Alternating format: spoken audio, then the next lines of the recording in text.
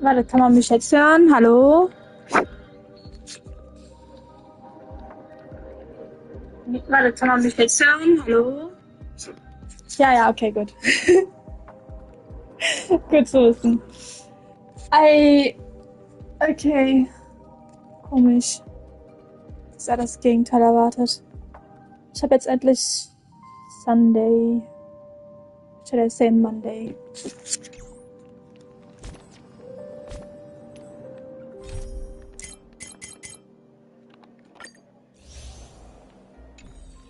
Warte mal, ich muss... Ich habe gesagt, leiser machen, nicht stumm. Oh mein Gott.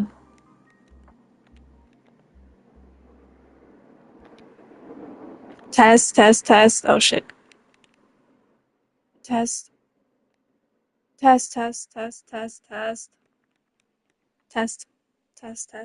Okay.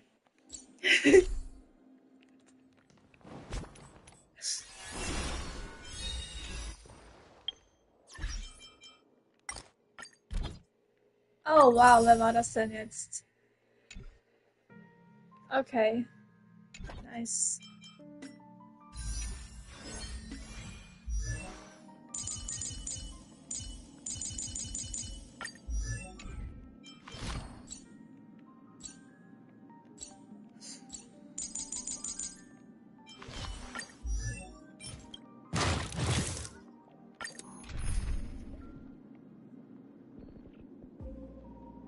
Ja.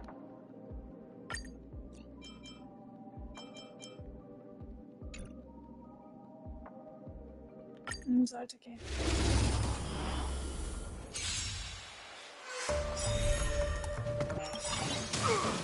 In the name of Lend, will forged in ice never falters. Decided to play your. Let's go. Ah! Shit! Rules are made to be broken.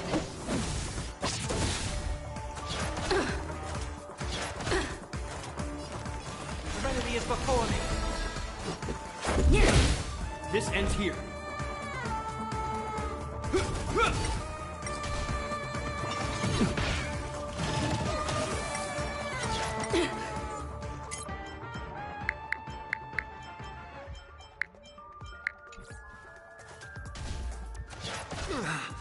Step up, let's see ya.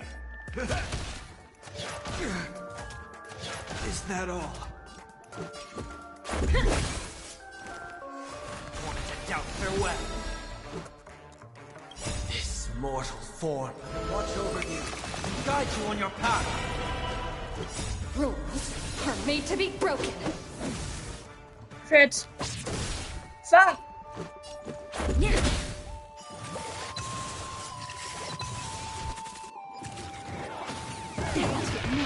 Hope you're prepared.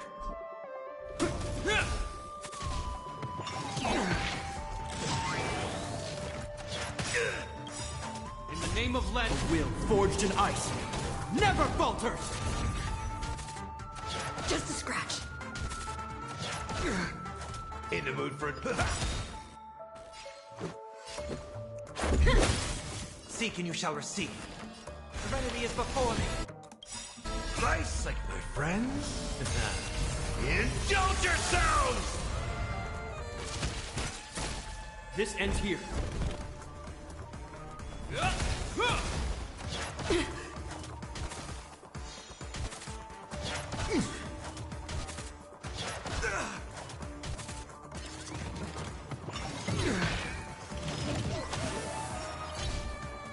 Just a scratch. Rules are made to be broken.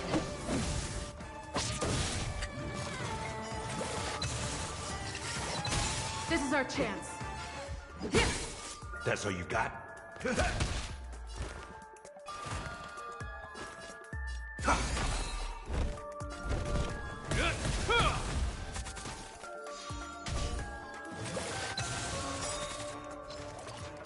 Is that all? Let's make it quick.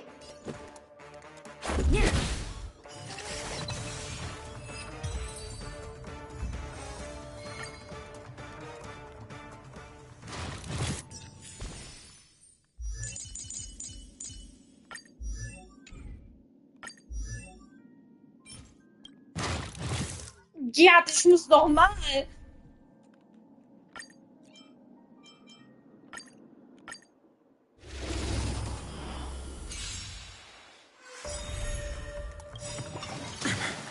In the name of Len, a will forged in ice never falters!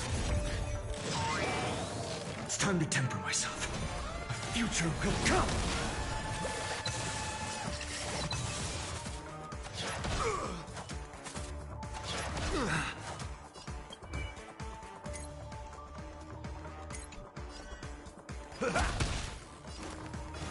Serenity is before me. No other choice but forward. For tomorrow!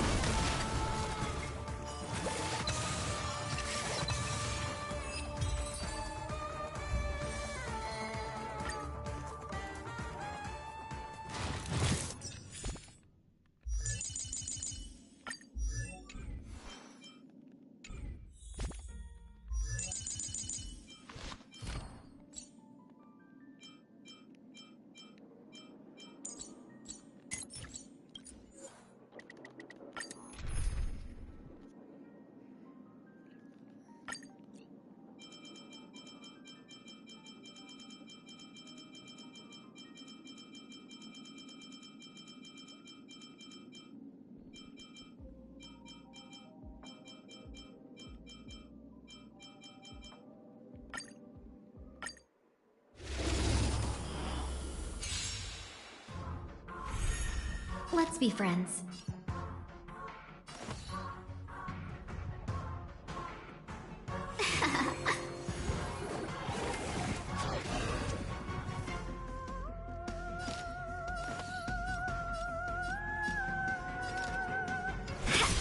In the mood for another beat? Seek and you shall receive. Seize the moment.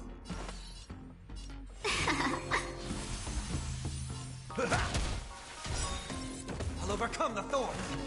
Born into doubt, farewell. Step up, hope you're prepared.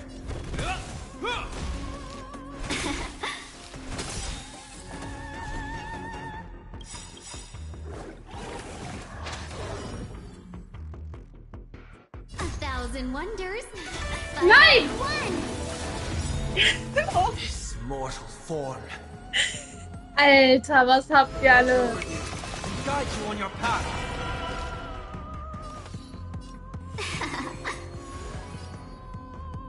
Schmaragnisches am Schüsseln. I can't thank you enough. In the name of a will forged in ice never falters.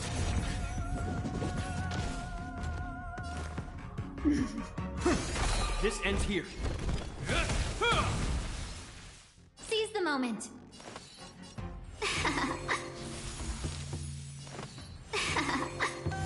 In the mood for another beating?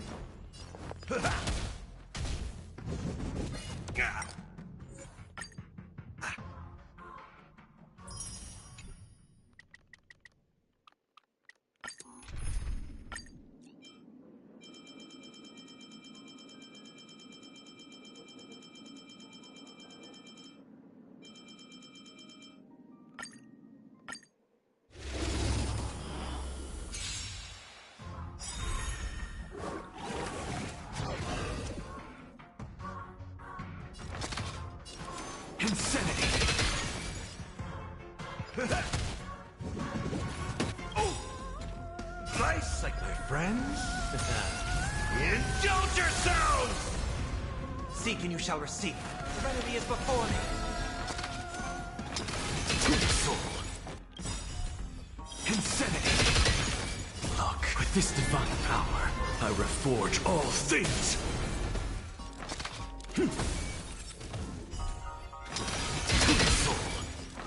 Insanity! To the soul! Look, with this divine power, I reforge all things!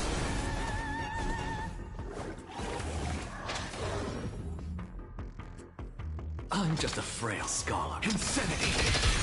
Step up, let's see it!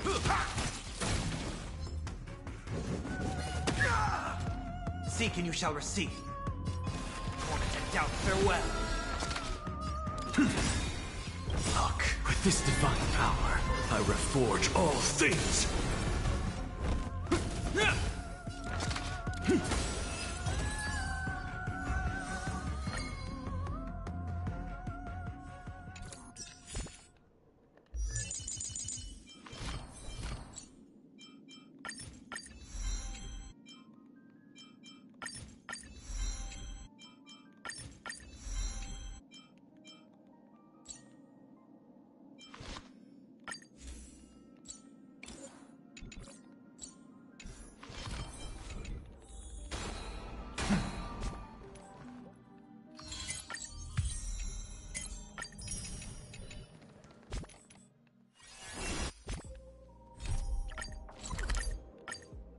Nein! Das ist nicht... Oh mein Gott.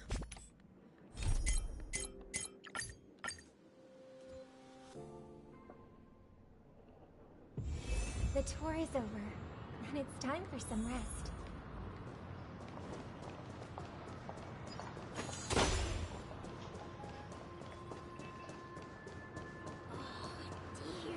It's Mr. Sunday!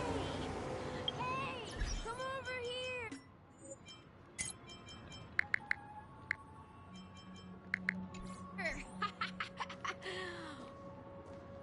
Looks like someone needs help. Let's go check it out. Mr. Sunday. Hey there! Okay, see the moon in the sky? It's about the size of the cap on my Soul Glad bottle. If I just reached out my hand, I could grab the moon. The moon? You mean the Grand Theater? Yeah. Look at me. I've been away from home for too long. I must be missing that moon. But it's no big deal. The Grand Theater here looks much better than the moon back home. It's just magnificent. They told me not to sell everything I had just to come to Panecony. How short-sighted. Selling everything you had? Why would you go to such lengths? Why? Can't you see? Life back home is miserable. It's not really living at all. It's better to be here at Panecony. No pain, no worries about tomorrow, just sweet dreams. You can do whatever you want. That's what I call living. Yeah, now this is the life. Is this truly living? Huh? What did you say, young lady? I didn't quite catch that. Oh, it's nothing, sir. You see, the traffic on Glock's Avenue can be dangerous. How about I ask a Bloodhound family member to escort you to Ideen Park over there, so you can continue enjoying your sweet dream? Oh, yeah, that's a great idea. Wow, no wonder you were the leader of this sweet dream. You're totally a lifesaver. See you around, Mr. Sunday, and it was nice chatting with you. What's up, sister? This is the land of the dreams. But why do they live like this? The man we ran into, he doesn't seem happy at all. Even though sweet dreams are nice, they're just illusions. But for him, they're the only way to survive, even if it means giving up on reality. That's not really living at all. I suppose you have a point. But, in my opinion, that's how most people live their lives. Why do you say that? You think that man is not actually living, but that's not quite accurate. Even without Panecony, people create their own illusions called self-value. People believe they have a predetermined value to fulfill. Gaining value means gaining power, and those deemed worthless are seen as the weak. However, value doesn't come out of thin air. And there's a limit to it. To accumulate value, people have to take from others. So, the weak get exploited and oppressed. Are you suggesting that this is not how things should be? Exactly. But, ironically, people don't think there's anything wrong with it, because they uphold the illusory notion of self-value. And even the weak believe in it. The survival of the fittest. That's where all the tragedies in the world come from. People come to the sweet dream in Panecony to escape from that reality and find solace. No tragedies exist here, only happiness, although in its nascent form. Isn't that the same paradise we yearn for in our dreams? Perhaps that man is just an exception. Let's not jump to conclusions. We should experience the dreamscape ourselves, just as I did at Dreamflux Reef. Yes, seeing is believing. I'll accompany you. The Dream Master hasn't shown up yet, so we have some time for a stroll.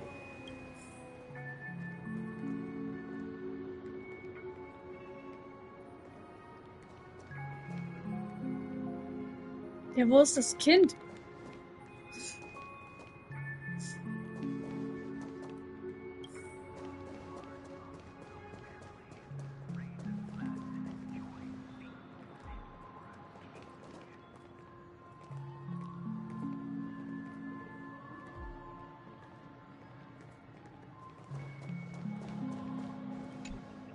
Glad to meet you again, Robin. How are the preparations for the Charmony Festival coming along? We're all so excited about it. It's going smoothly. Thanks for making the trip to join the festival. You're too kind, Robin. It's a pleasure to have guests from all over the universe celebrating day and night. I can't stand being lonely or bored, so this jubilant dreamscape is perfect for me. But if this went on forever, would it get boring too? Nah, not at all. Who would get tired of having so much fun?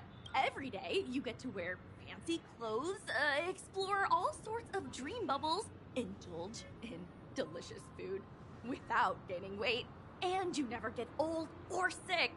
As long as you can afford a room, this place is the ultimate paradise. But you know that only a few things can be brought back from the dreamscape to reality, right? That's exactly why I don't plan on bringing anything back. Just enjoying the dream itself is good enough for me.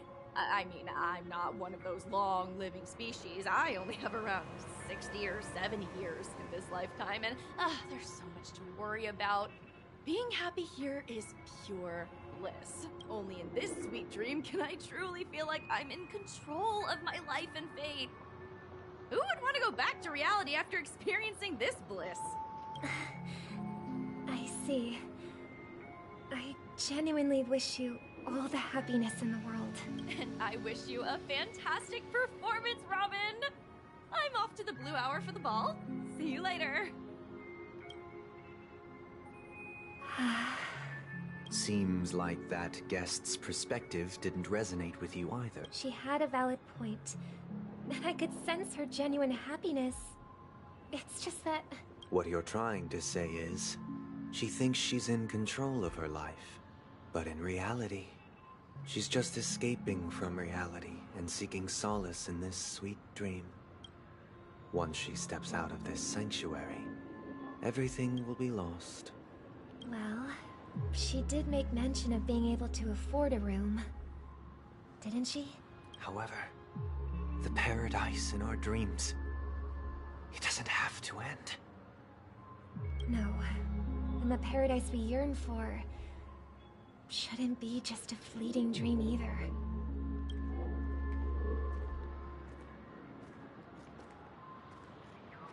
Ja, also vielleicht mal alles so ein iPhone.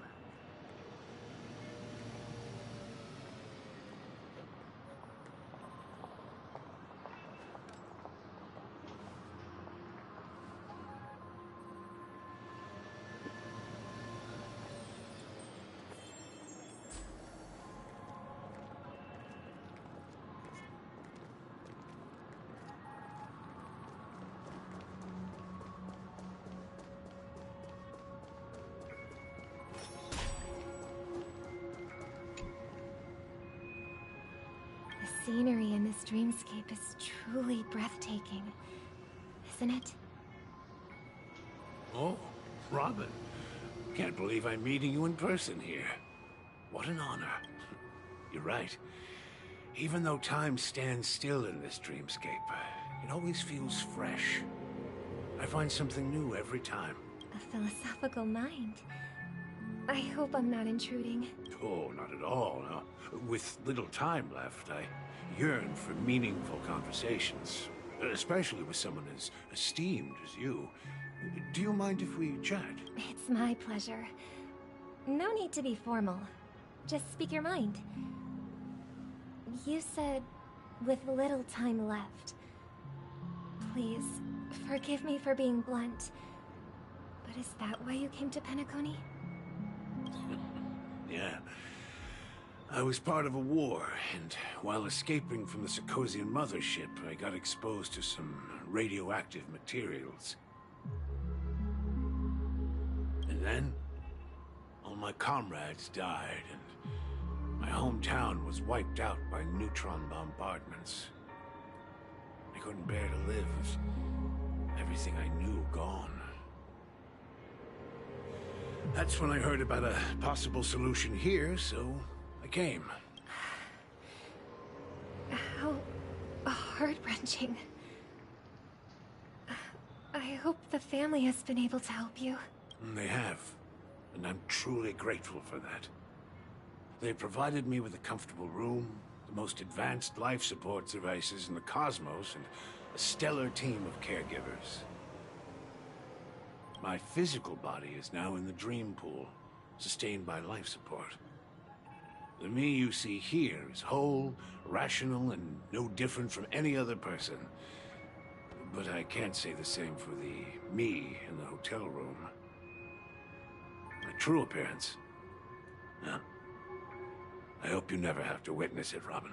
So, you'll be living forever in this dreamscape. Just being able to live at all is good enough for me. Whether it's in this dreamscape or not, well, I don't really have much say in the matter. My world has been torn apart, and my life could end any second.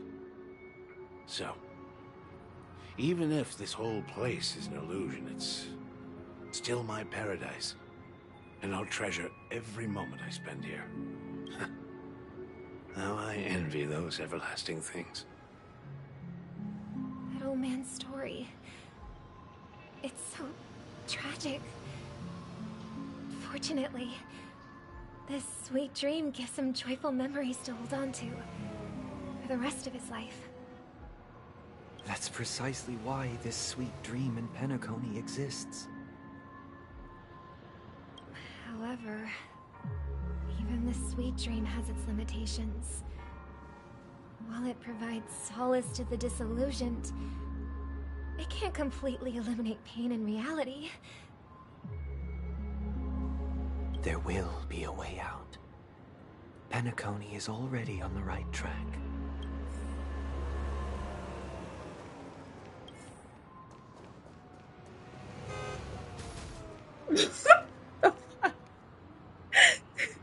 Nochmal.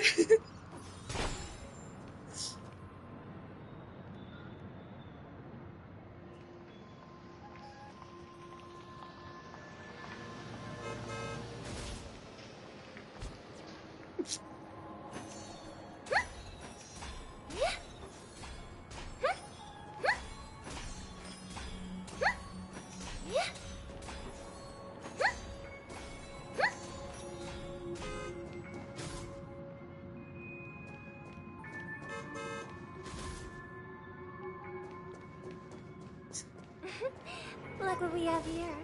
A lovely young lady. Wait, is that me?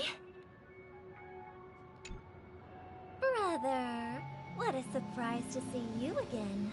Show yourself. Your trick won't work on us. I've heard that a skilled masked fool received an invitation too. That must be you, right? Did you enjoy yourself? Barely. The people here are way too gullible. A little bait is all it takes for them to bite.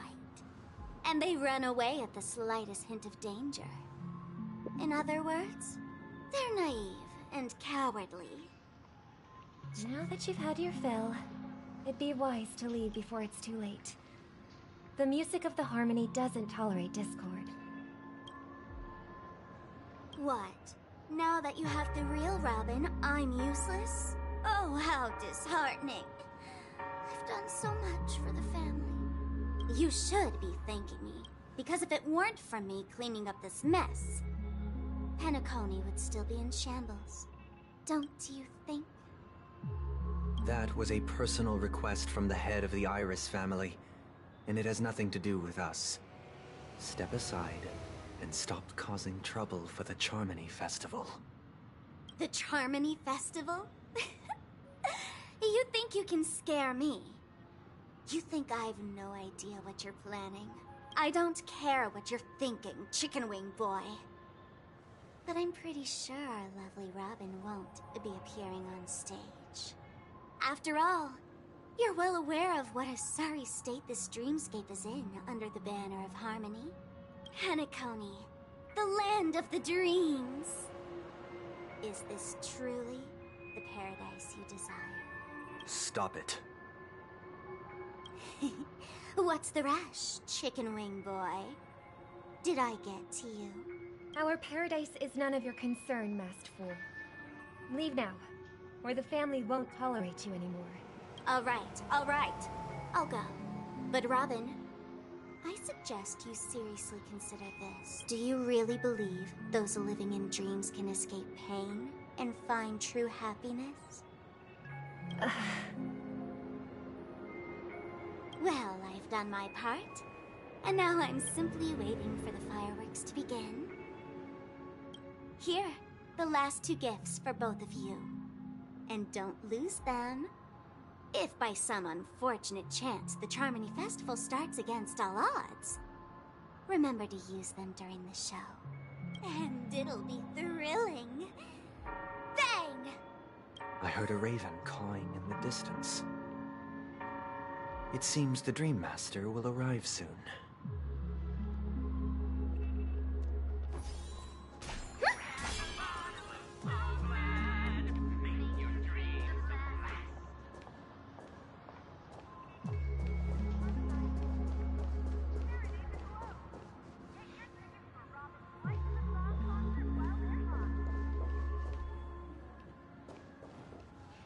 Let's wait here for the Dream Master to arrive. Okay. By the way, brother, I heard you no longer have a sweet tooth. Back when we were kids, you used to steal my desserts. Seems like a lot has changed during my absence. What exactly happened?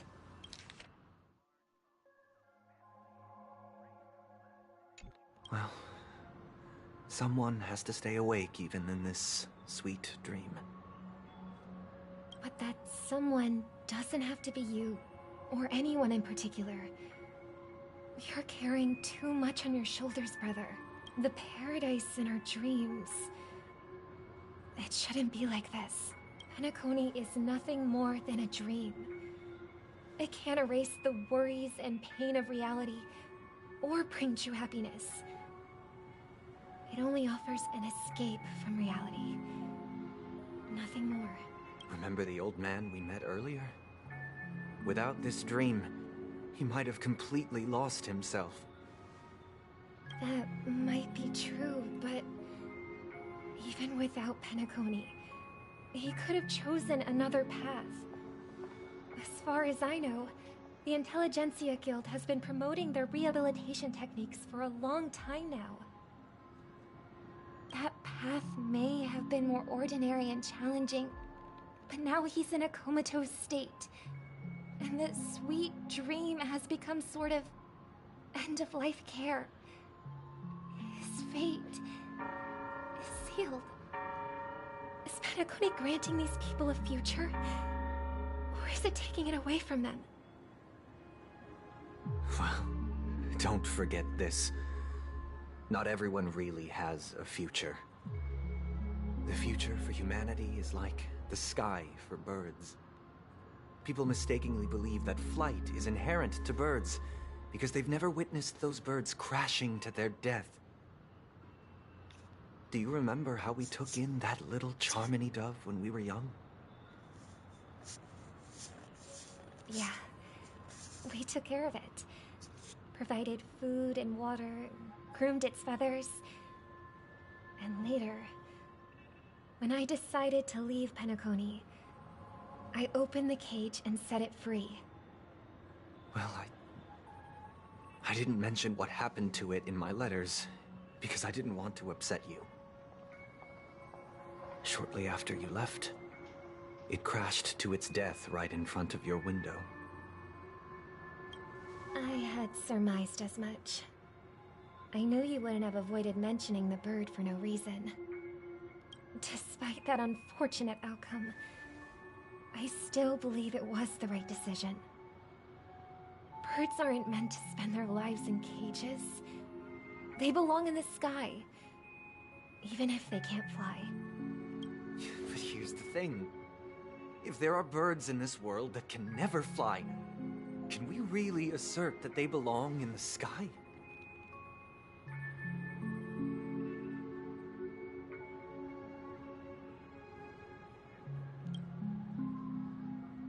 Are you implying that the same goes for humans too?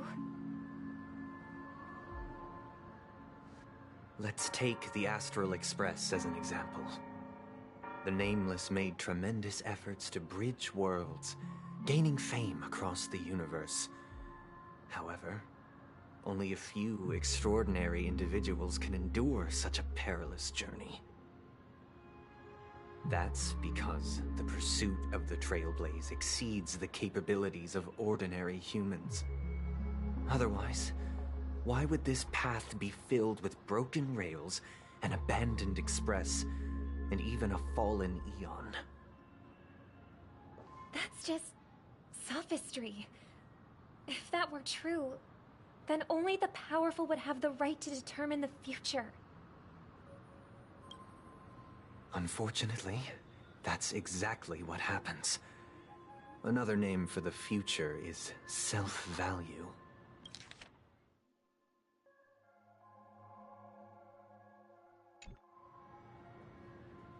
While this world has its fair share of heroes who inspire people and garner admiration for their heroic deeds, the majority of ordinary people will never become heroes in their lifetime. Some are born weak and vulnerable. Some find themselves trapped in unfortunate circumstances. Some fall victim to malice and cowardice. When it comes to survival, everyone is equal. And the weak can only watch as their value gets constantly diminished by external forces. That's why we should care for the weak and support them as if their suffering were our own. That's what the Odes of Harmony have always taught us.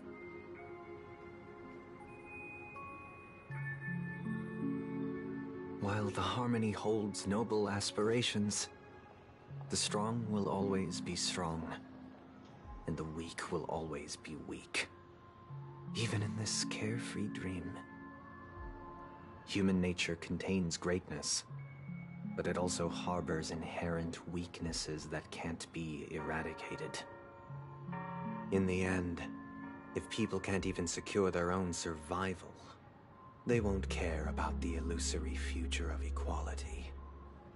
As long as the law of survival of the fittest prevails, there will always be fledglings crashing to their death. But if people don't live for the future, do they merely exist for survival? If even you, my brother, don't believe that the Harmony will save the weak, then which Eon can make our dreams come true? People often forget that when the first bird took flight, the entire world envisioned a future where no more fledglings would ever crash to their death. Are you reading, sister? What are you reading? Mr. Gopherwood gave me a picture book. It's about the story of the harmonic strings. I could become a chord master, I'd like to summon Dominicus, the harmonious choir. I want to sing with everyone and spread our wishes so that all can feel happiness and joy. I see. Then, I would summon the harmonious choir too. Don't you have a wish of your own, brother? Of course I do. It's just that it includes your wish and everyone else's. I long for a true paradise where everyone can find peace. Then, let's build a stage there and invite everyone to our performance so that both our wishes come true through the power of the harmonious choir. It's a deal then. Yeah, it's a deal. But how can I become a chord master? Maybe you will have to become a star first.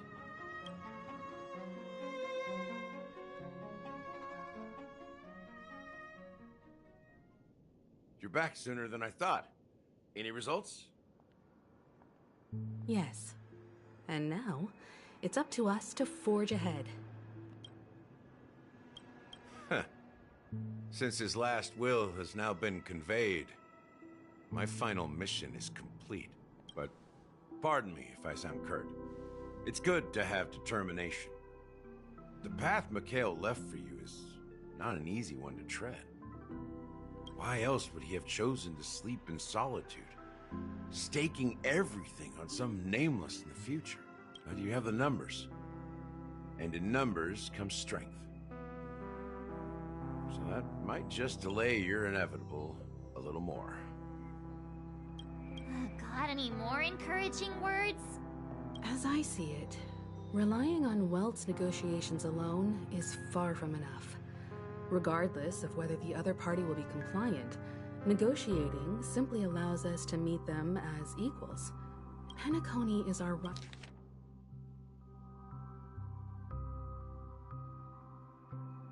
rival's home turf, and we already have very few chips left to play with. Rather than idly sit around while the family's got us blocked off, an offensive approach might be a wiser course of action. We're more familiar with the Stellaron's properties than most, and since it's the key to stabilizing the sweet dream, it's vital to the family's interests. By attacking their core interests, they're bound to retaliate hastily. And as the saying goes, haste makes waste. That's right. As long as we pose a threat to the Stellaron, either with words or otherwise, we have a chance at gaining the upper hand. But the problem is, on the eve of the Charmony Festival opening, how exactly are we going to get close to the theater? Family security will be airtight, and if we brute force it, even if we succeed, it's too risky. So, no one's gonna say anything? Then I'll raise my hand. I know the answer to this question.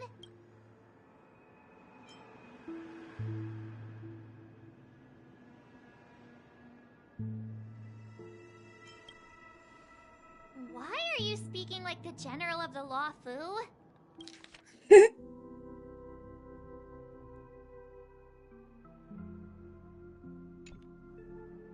So, I heard that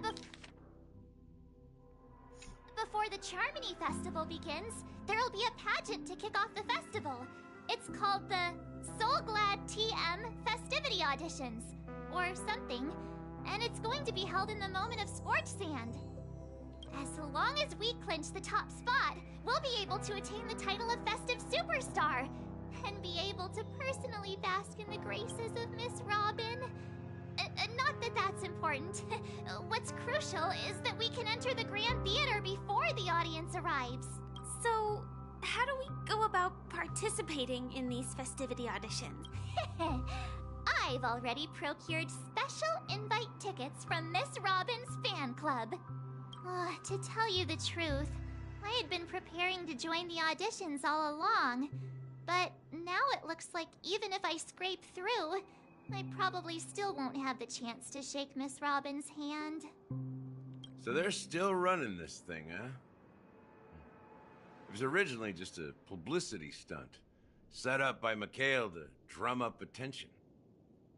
But it looks like it might be worth a shot. We'll follow March's plan. Mr. Gallagher, will you be joining us? I'm afraid I won't have the time. As a virtual character, I've already completed my final mission. Whether Panecony can awaken from this dream is all down to you. Should we ever cross paths again? I'd love for you to visit the Express. All right. I'll have to add to that databank of yours you've got on the Express. And Miss Firefly, we thank you for all your support.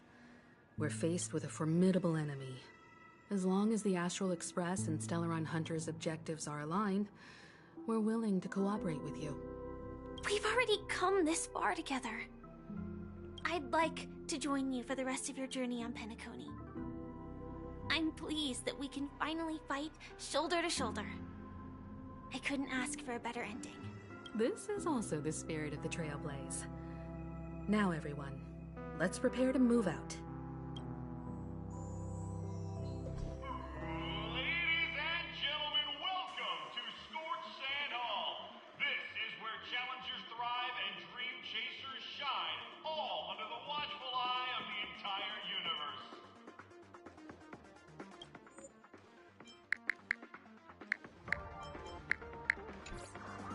You have ambition, dream, and the drive, dear friends. The next superstar of Panecony Charmony Festival could be you.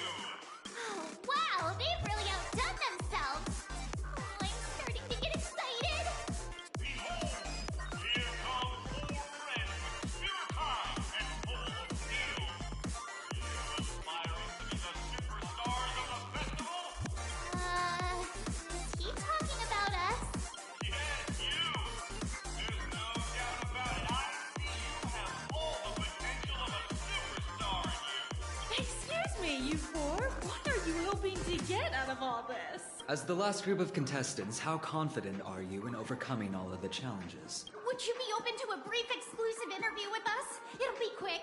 Your journey is long and fraught with peril, yet under a sky blanketed by banners, you vie for the crown. The sword and rose! Protect the beauty! Magnificent and majestic! A knight's head is hard as steel. Brotherland's focus is stubborn as a heel. We don't all have to be winners, but if we don't have fun, we'd all be sinners. People are pouring in. Kinda feels like all sorts of baddies are showing up. Let's get in there quickly and enter the competition. Ladies and gentlemen, please make way. Make way. Coming towards us now is one of Panecony's top 10 wealthiest tycoons and the soul-glad business empire's founder, Mr. Ideen. Allow me to introduce myself. I'm the director of Soulglad's factory, Ideen Lee. My 4 friends, introduce yourselves to the audience across the cosmos. Hello, everybody. I'm Himiko, a nameless from the Astral Express, and these are my companions. Don't you guys need to hide your identities? Can't hide it anyways. Panecony is plastered with our posters. And because the Astral Express is so well known, the family won't dare to make any rash moves.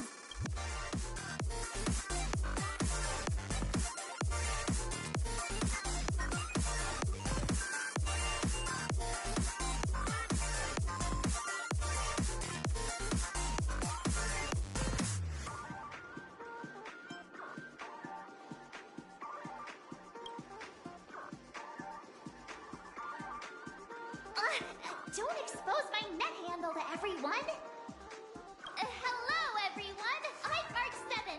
I'm an ordinary girl who loves adventures. Hello, everyone. I'm Firefly. I am also an ordinary girl who enjoys adventures. So it's a bunch of nameless guests. This final face-off is bound to be spectacular. Time is precious. My four friends, come with me. Grab a bottle of Soul Glad and make your dreams a blast.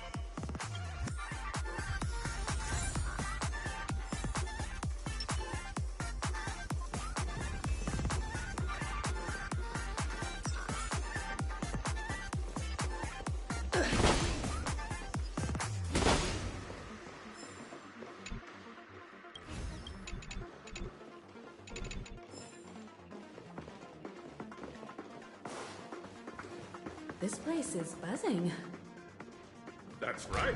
This venue is a miniature representation of that time known as the era filled with boundless possibilities.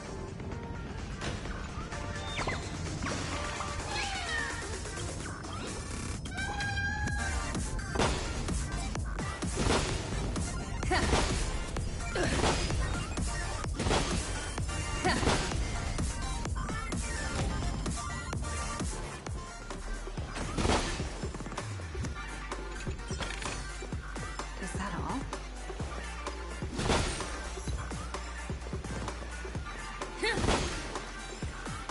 Grab a bottle of Soul Glad and make your dreams a blast. Nameless, your arrival reminds me of the grand occasion when Panecony was first established. I was still a young, bright-eyed lad back then, lured here by the watchmaker's ads, full of zeal and ready to make my first fortune in life. Once, during a particularly grueling day, I passed out and was resuscitated by a drink from Mr. Sousa. That sweet taste has since been etched in my mind, and that was what drove me to create the Soul Glad that we all know and love today. The dream-chasing era was truly a wondrous time. Oh, I miss those days, and the watchmaker. Scorched Sand Hall is my homage to that time of boundless possibilities. I wholeheartedly hope you make it to the finish and emerge as the next superstars of Panecony. Now then, is there anything you'd like to say before the competition officially begins?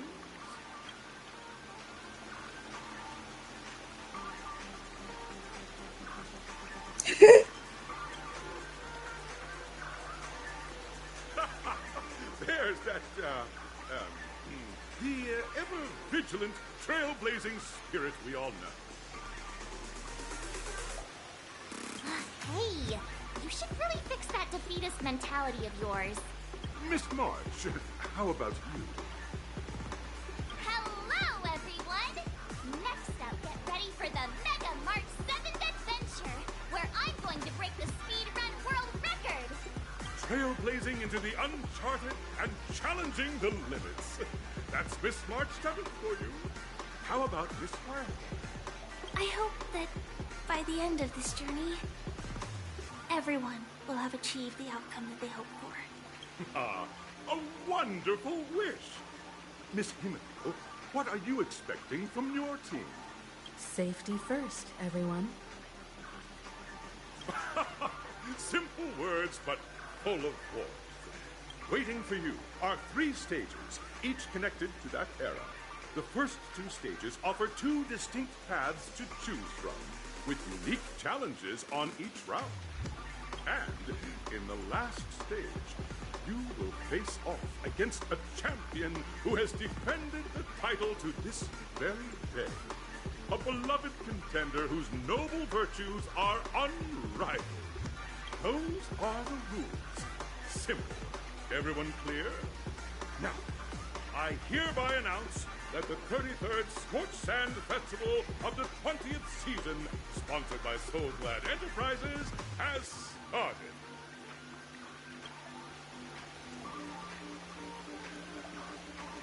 Everyone, as the Charmony Festival is drawing closer, we must reach the end as quickly as possible. Factoring in efficiency and safety, splitting up into 2 groups is the best choice. March and I haven't known Miss Firefly for too long and aren't overly familiar with her. It'd probably be better if the 2 of you paired up. Fine by me. Let's do it!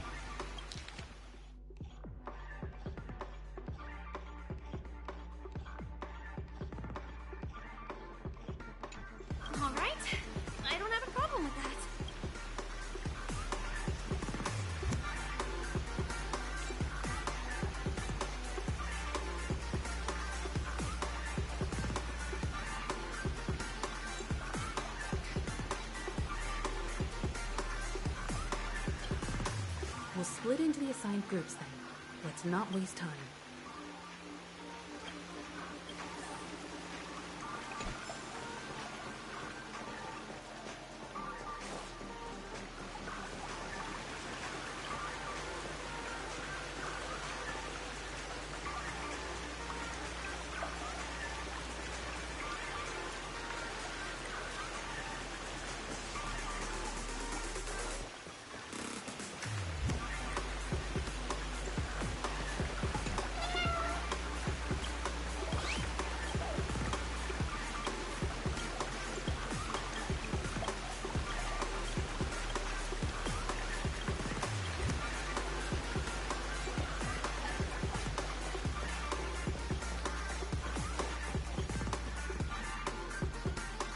Welcome to the first stage of Soul Glad Enterprises' 33rd Scorch Sand Festival of the 20th season, Dream Play Fantasia.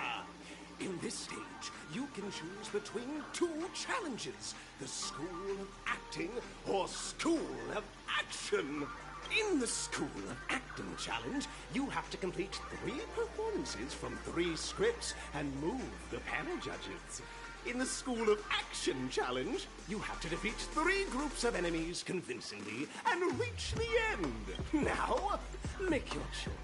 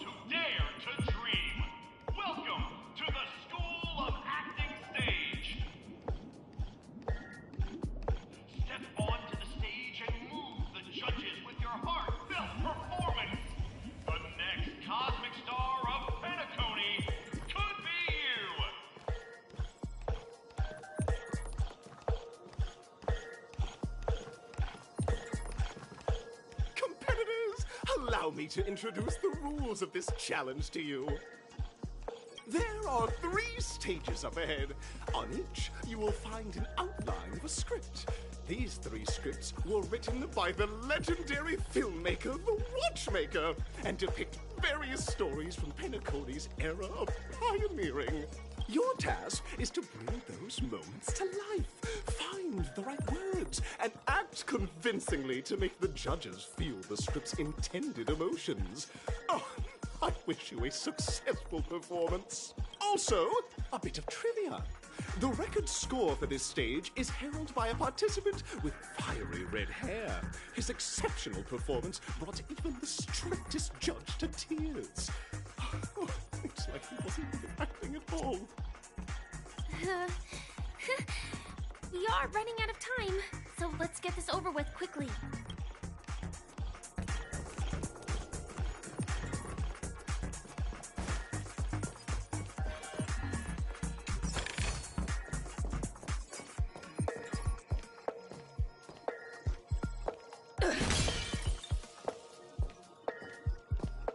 Keep at it.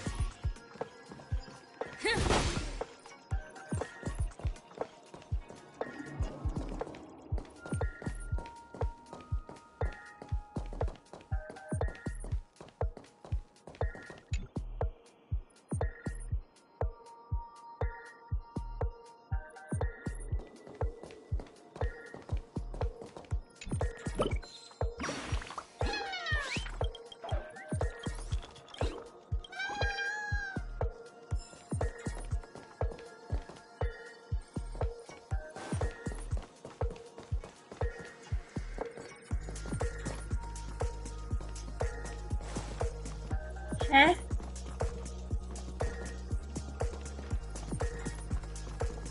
Wo sind die Treppen?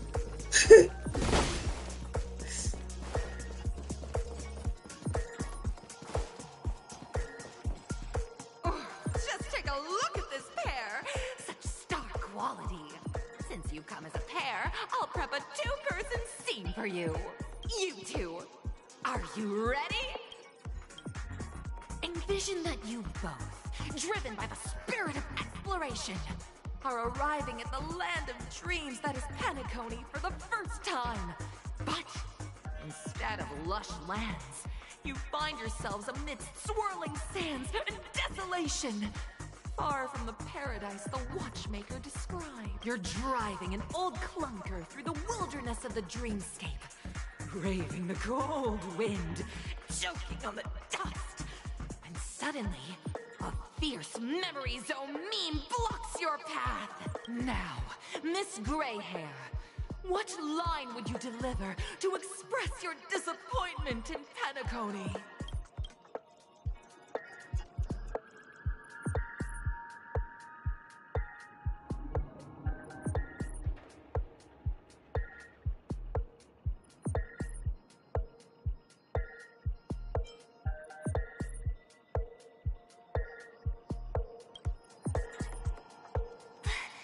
Do you usually express disappointment this way?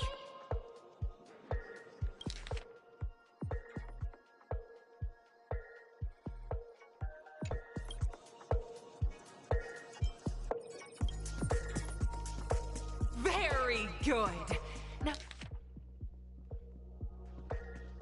Now, though you're disappointed, your screen partner is conversely very enthusiastic. Now, young lady, you will say... This is great! I love living on the wild side! Cute. This is great! I love living on the wild side! Very good, very intense! And then we cut to the story's next scene. You find a job mending the rails, but the days are long and your endurance can't keep up, and you finally collapse in the endless expanse of desert. Suddenly, sweet rain falls from the sky, wetting your lips and rousing your spirits. Now, Miss Greyhair, what line will best express your surprise at this moment?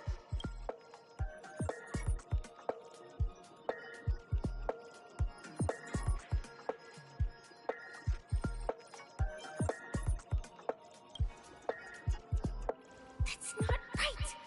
That line doesn't sound very surprised.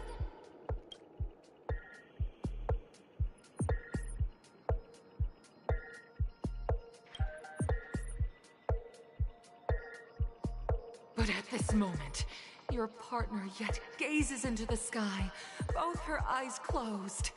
The raindrops fall, blurring her vision, and she tragically says, Perhaps we were never meant to succeed. Right? Fantastic! Both of you have an incredible...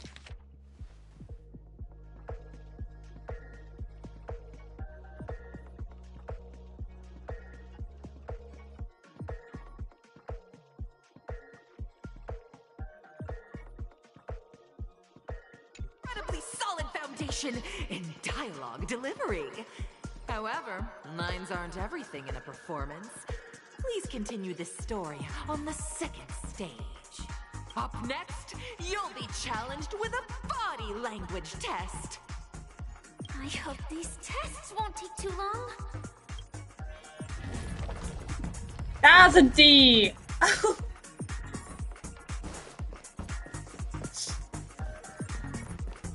Endlich!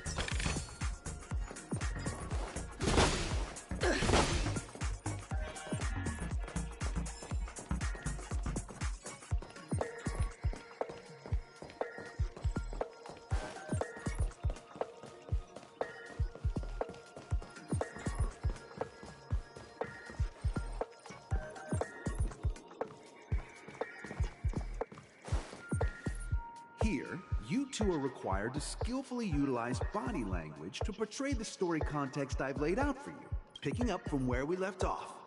A heavy downpour saves you both stranded in the desert. This rain quenches the anger in your heart. You look to your companion now completely devoid of fighting spirit, wanting to comfort her. At this moment, what should you do to make her laugh? Tickle. Put her tower.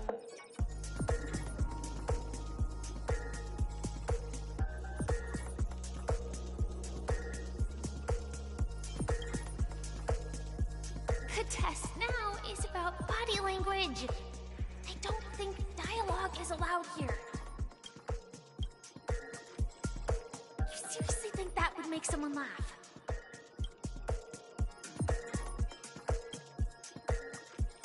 What? What?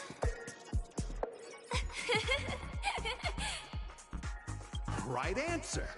Your companion sees you rolling about in the sand and thinks about the arduous obstacles along this journey.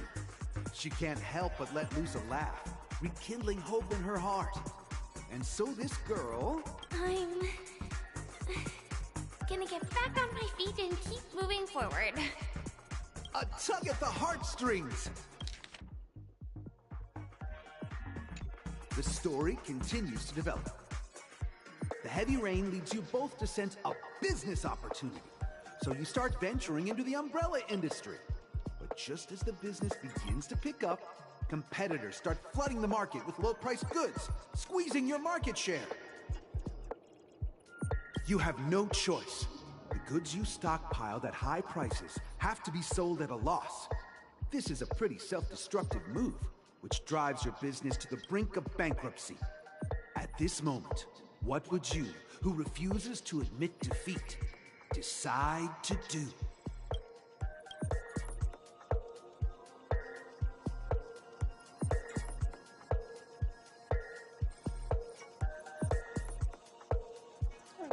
Robot.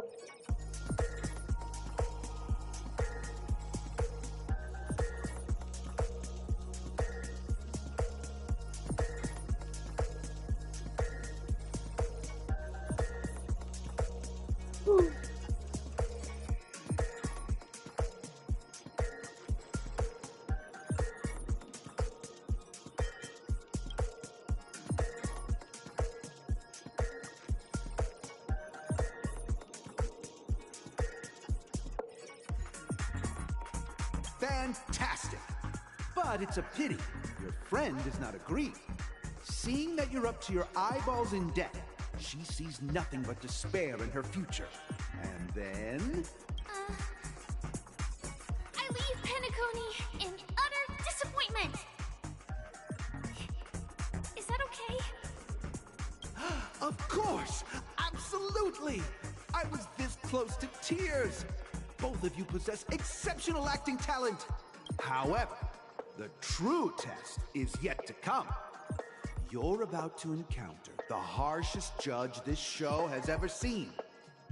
You'll need to rely on perfect performances if you want to win them over.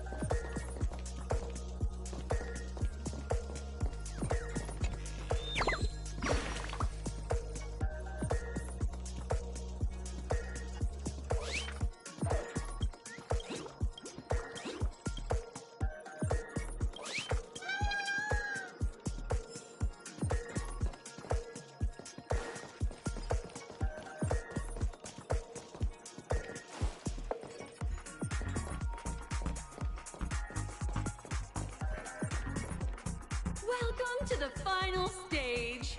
Actually, all the scenarios that you previously encountered were all from the film Once Upon a Time in Dreams. Two companions arrive on Panecony with nothing but a dream. Their desire for achievement is met with continuous setbacks. Ultimately, one continues on, despite spiraling into debt, while the other concedes defeat and leaves. Many years later, their paths cross once more in the thriving Panecony. Yet, they refuse to acknowledge each other because...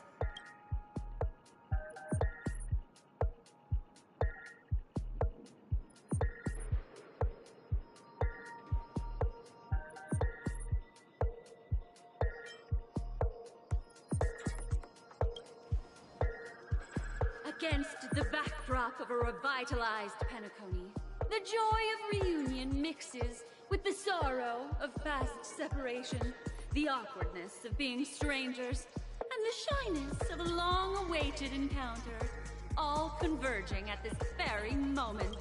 Give it a shot. Try and convey this bittersweet scene to me.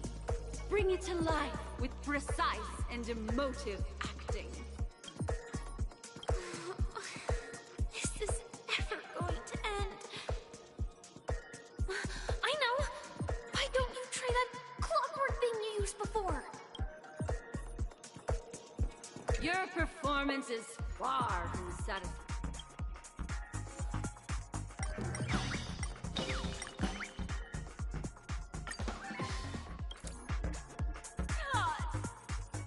I never imagined that such a sad scene could be portrayed by you two in such a joyful and heartwarming way.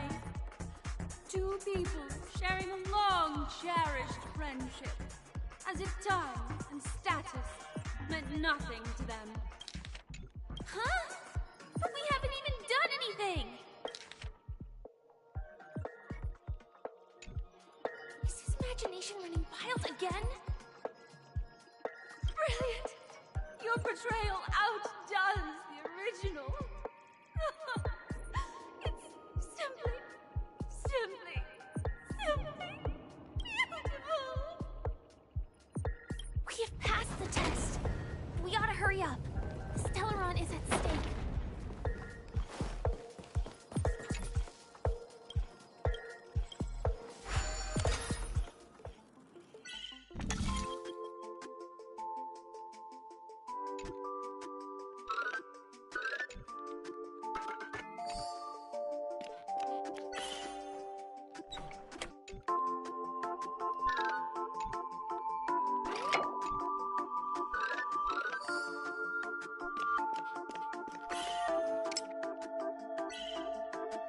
Nein! Oh mein Gott!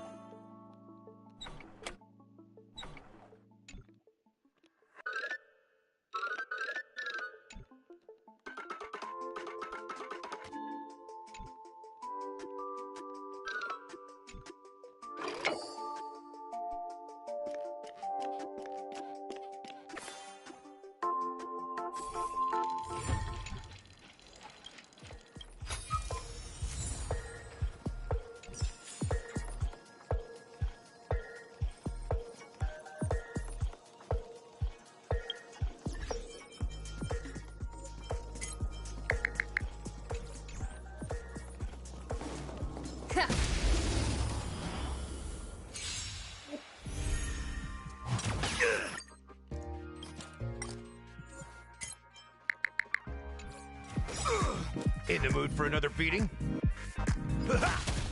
Let's make it quick. Nein!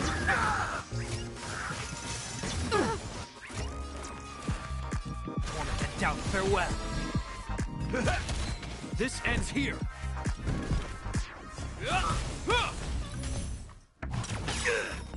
In the name of a will forged in ice never falters.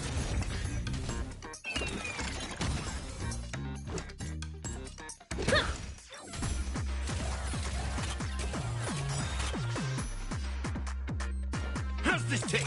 You have my gratitude. Rules are made to be broken. I'll overcome the thorns. This ends here.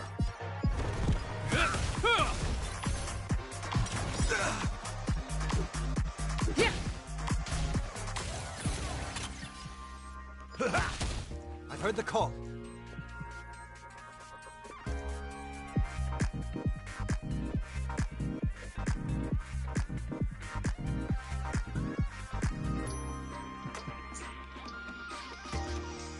The moment of divine insight arises from enduring patience.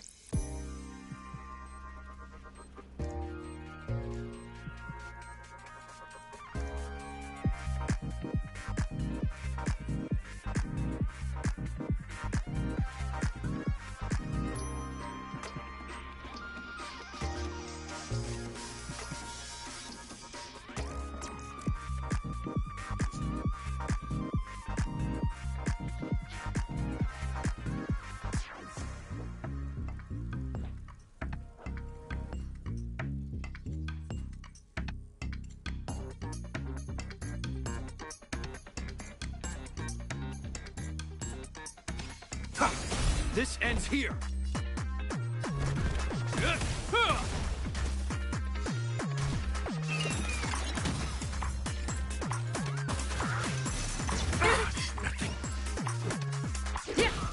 Step up, let's see ya. I'll overcome the thorns. Serenity is before me. Let's make it quick. This ends here.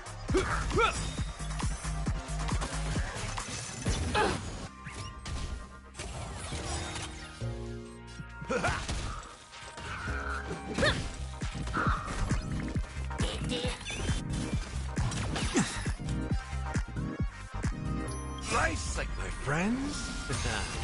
Indulge yourselves! I can't thank This you is our enough. chance. Form to doubt farewell. Let's go. This mo watch over you and guide you on your path. Yeah. Hope you're prepared. Rules are made to be broken.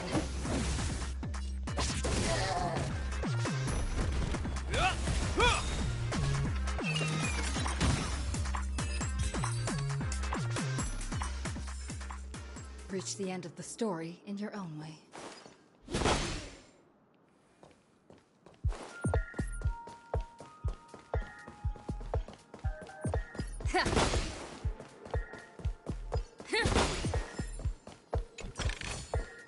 Looks good.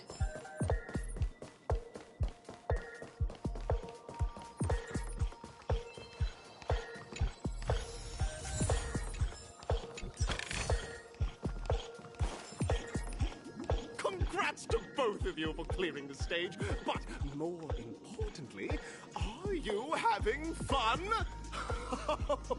Fun is more important than success. Look at the time! You finished much faster than that red-haired contestant did. That red-haired contestant. You'll find out eventually, but only if you clear the next test first.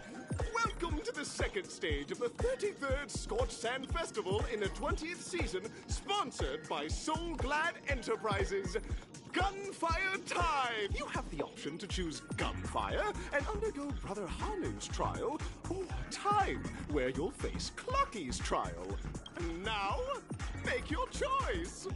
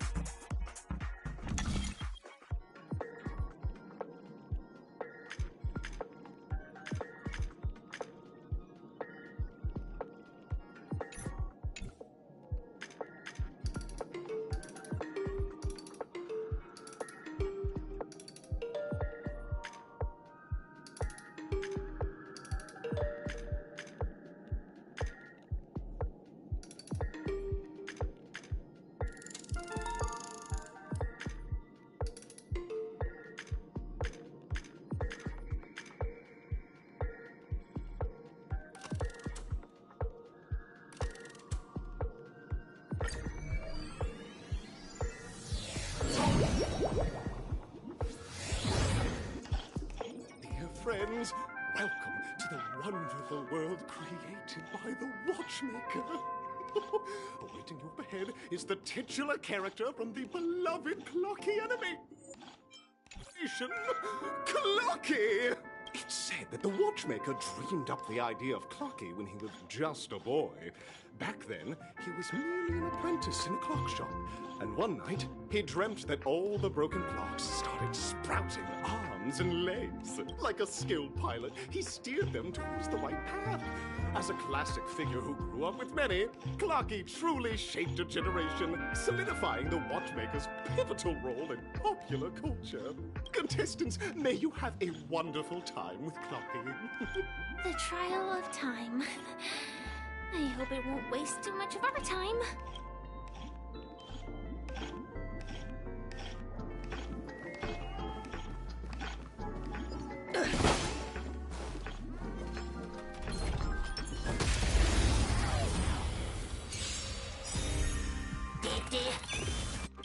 name of Len, a will forged in ice never falters!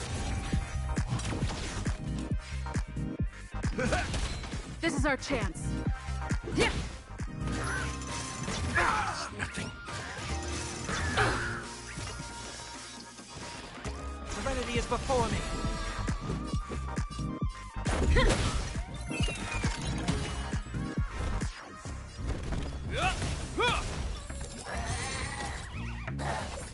It'll heal.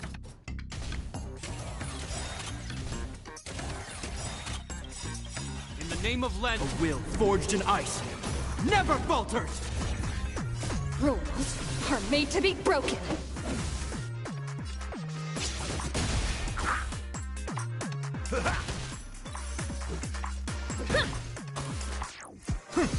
This ends here.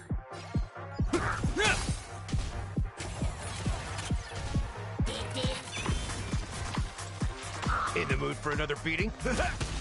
Let's go. Yeah. Torment and doubt, farewell. Yeah.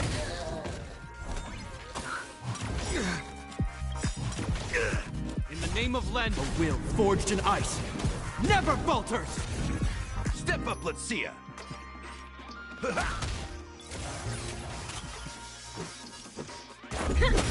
I'll overcome the thorns. Serenity is before me. This will watch over you and guide you on your path. Rules are made to be broken.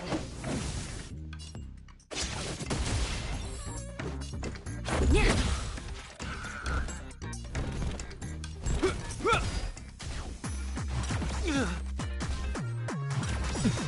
In the mood for another beating?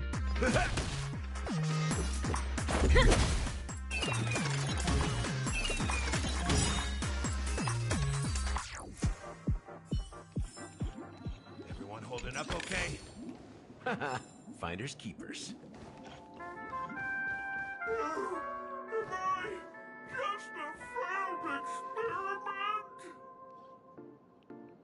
That statue. Did it just speak?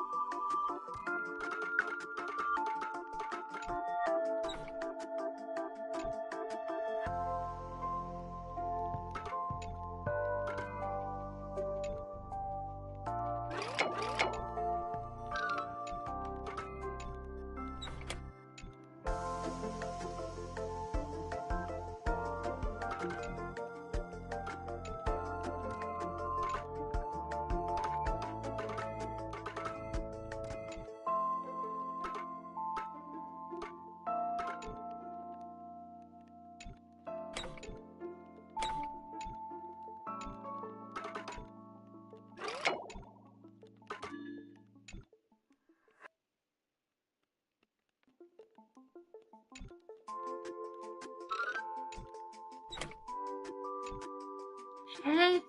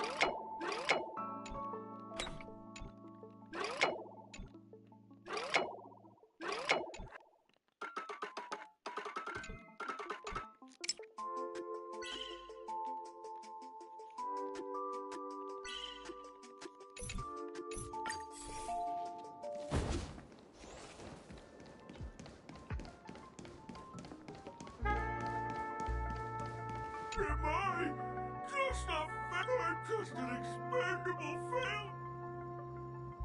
What? So, I'm not just a fan. You guys are just like the other challengers. You want to enter my inner self?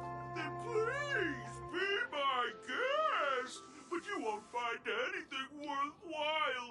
I'm just a failed piece. See? I'm just empty inside. Tick-tock! It's time for me to make an appearance!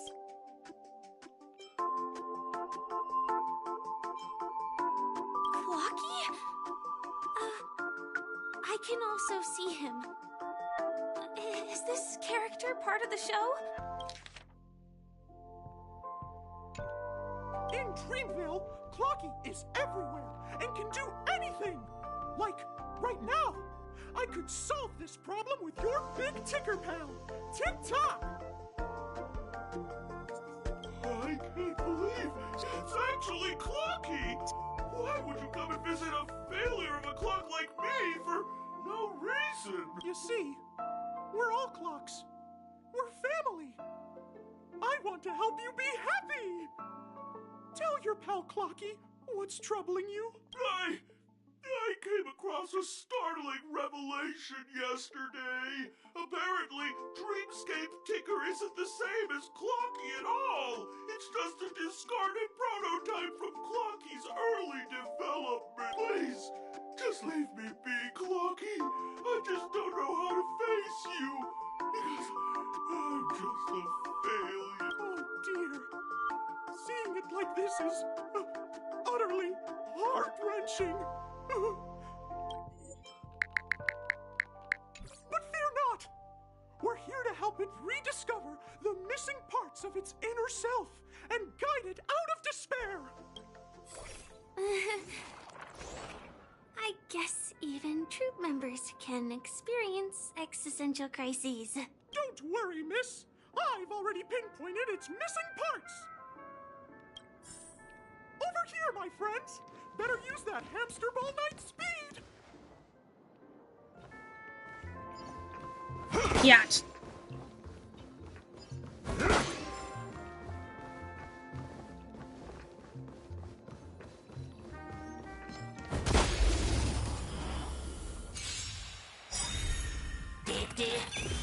In the mood for another beating? In the name of Landau, a will forged in ice never falters! Rules are made to be broken.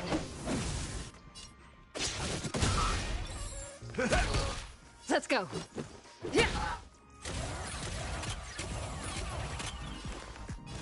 Serenity is before me. This will watch over you and guide you on your path. Let's make it quick.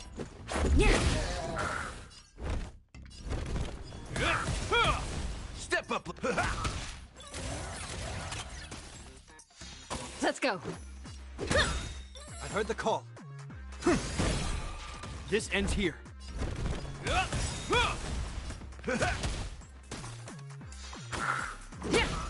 I'll overcome the This ends here.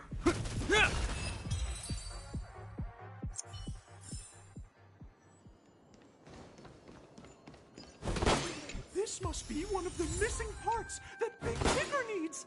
That's great! We're here! There's a missing part on the opposite side. But how do we get over there? There's also a dream side left here by a Dreamweaver.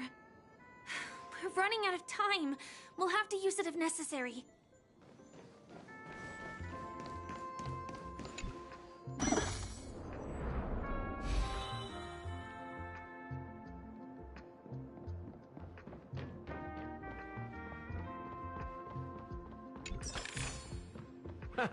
Finders keepers.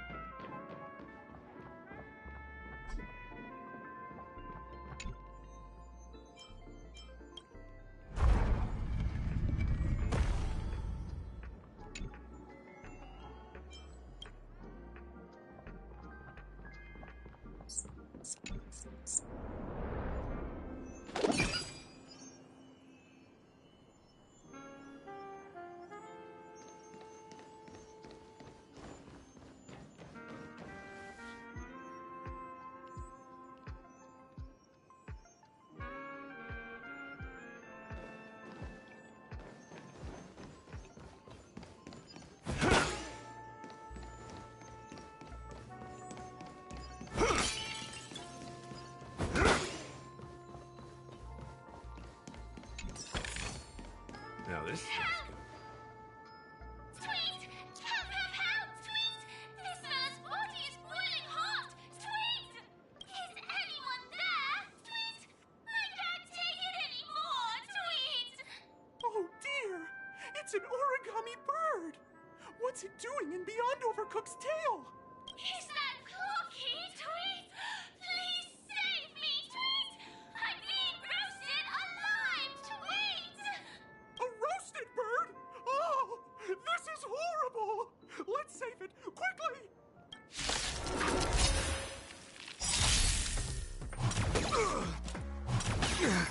Decided to play your name ace, of huh? Landau, a will forged in ice, never falters!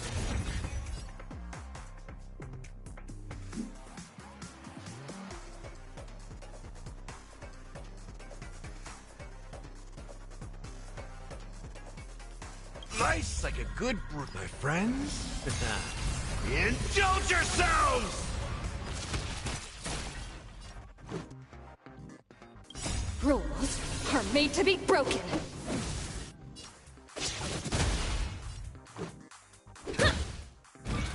It'll heal.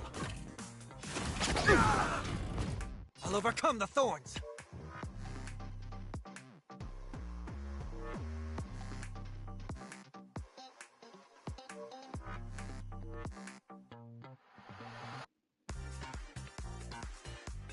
A moment of divine insight arises from enduring patience. Torment and doubt, farewell. Step up, let's see it. I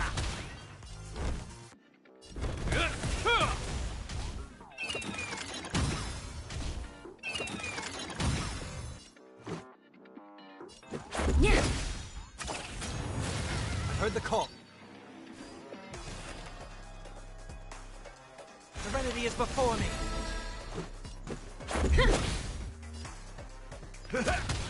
This ends here.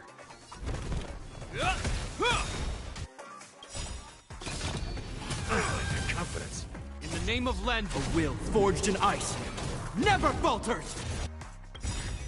This mortal form. I will watch over you and guide you on your path. Let's make it quick. Nice like a good brew. Full, my friends. Indulge yourselves! Rules are made to be broken. I'll overcome the thorn. Torment and doubt, farewell. It ain't over.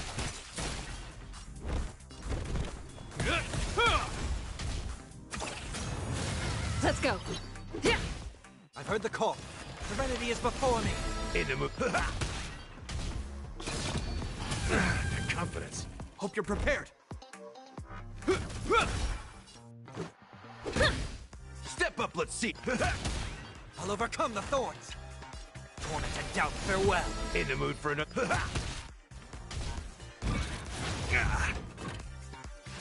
It'll take more than that.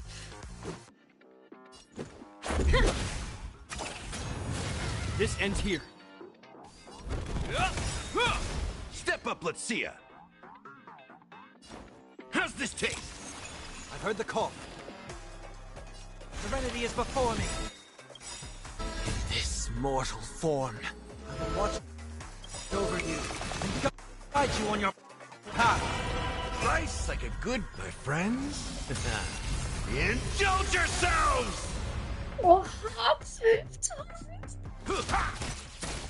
Let's go.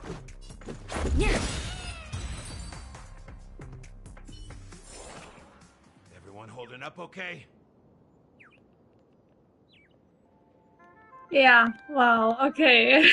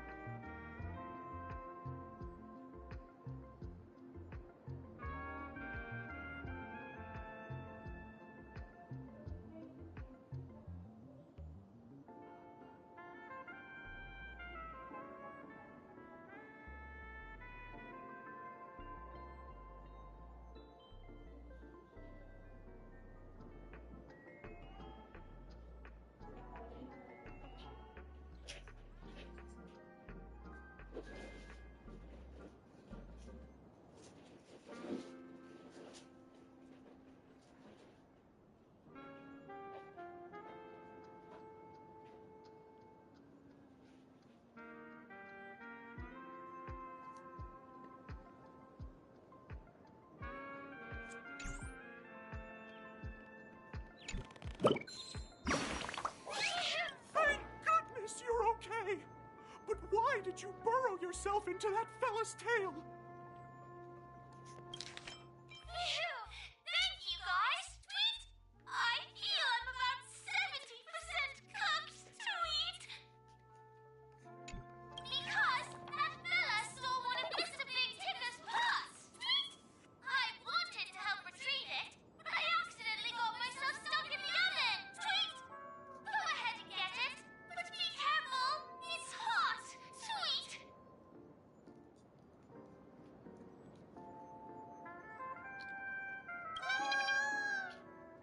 An inner self fragment belonging to the Sweet Dreams Troupe? This is just too surreal.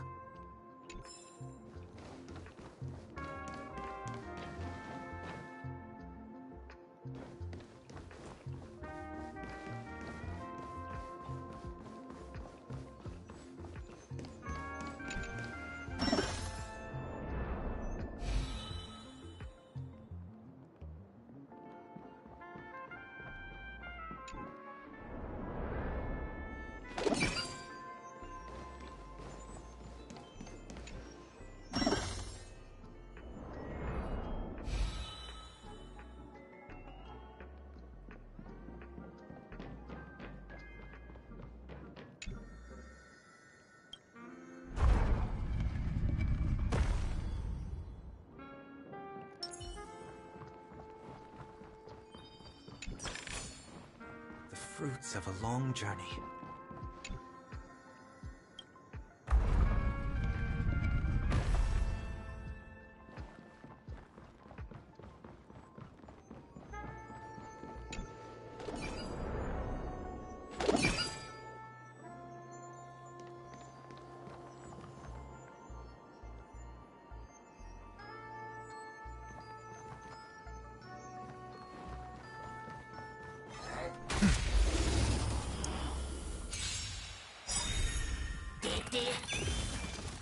Is that all?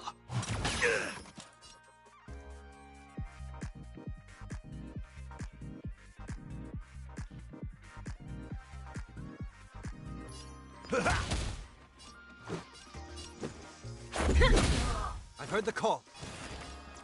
Torment and doubt, farewell. This ends here. In the name of Len, a will forged in ice never falters!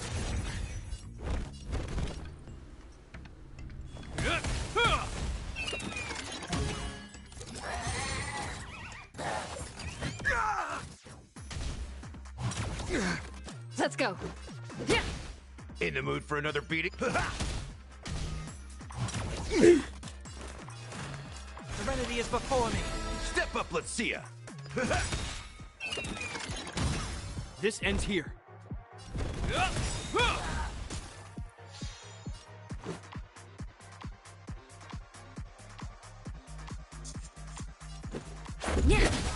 In the mood.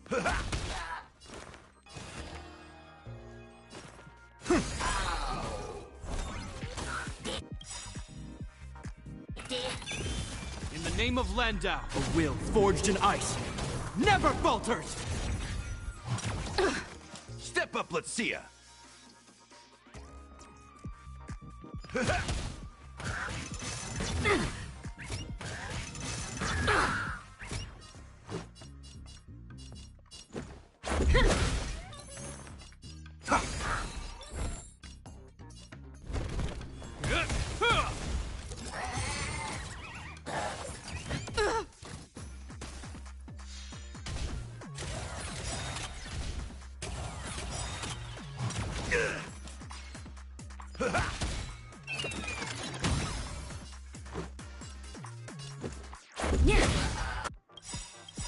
This mortal form will watch over you and guide you on your path.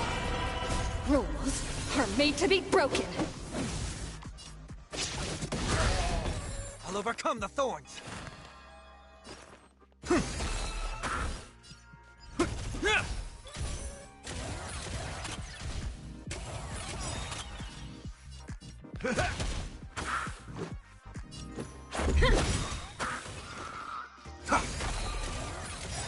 Hope you're prepared. A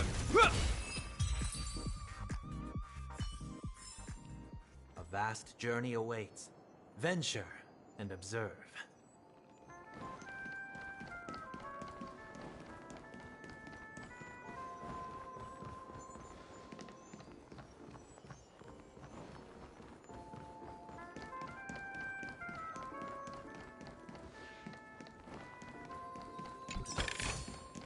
The fruits of a long journey.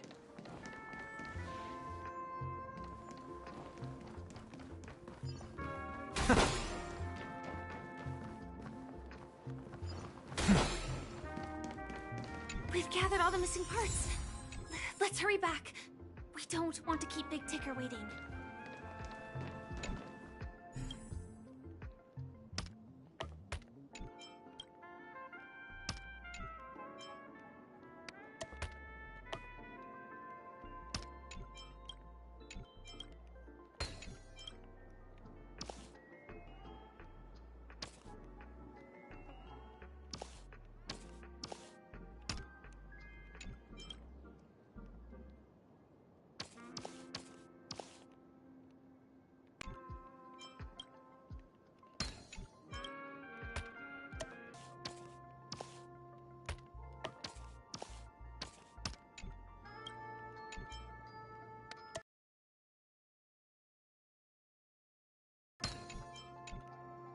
Oh my god!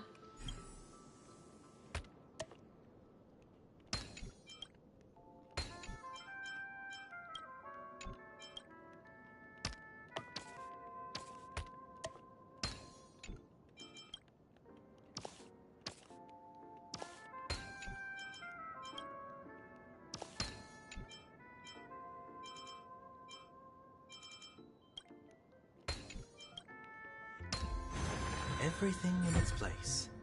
Excellent.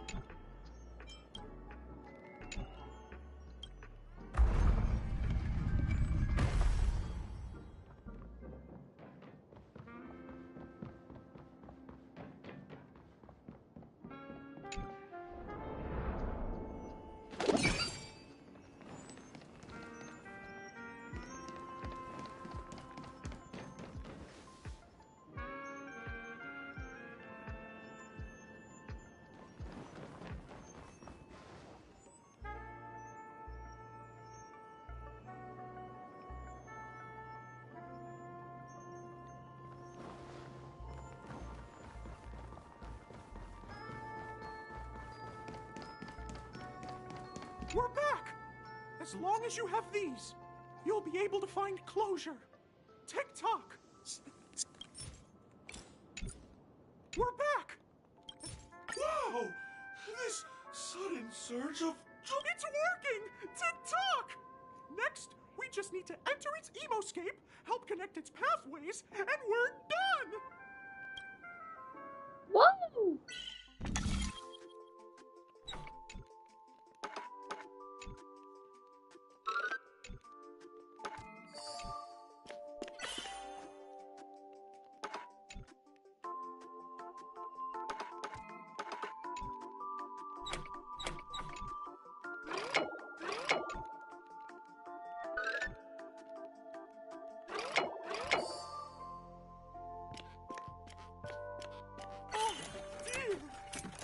What's going on in here? Your inner self is a mess! I'm not qualified to be the real Clocky. Just give up, Clocky. No! This is unacceptable! You have to face your fears!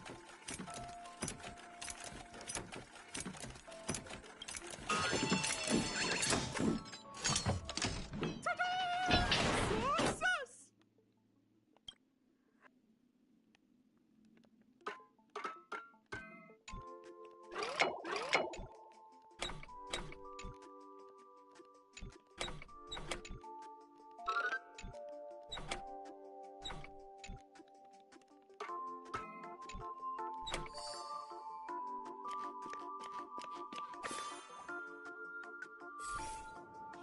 Thank you, Clocky.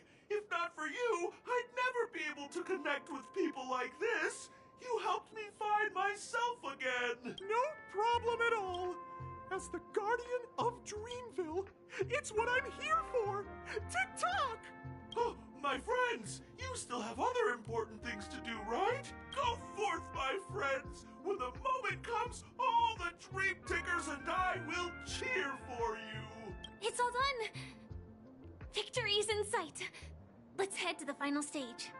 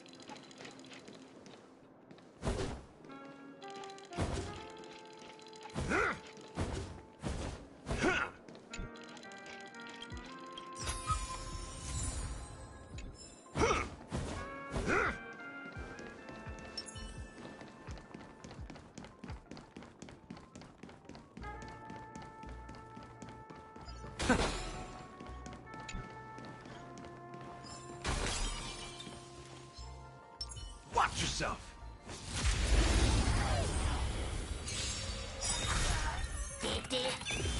That's all you got?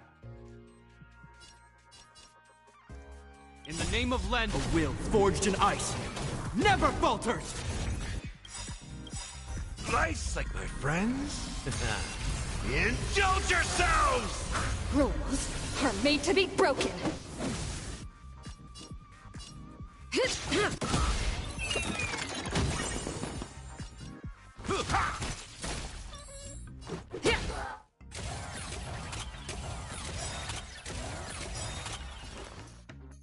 This mortal form.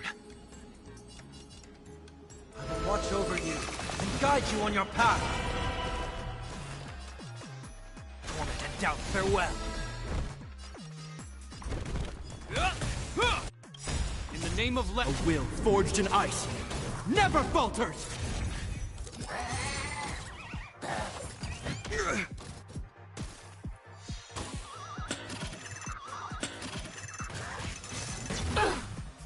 In the mood for another beating? I've heard the call. This ends here.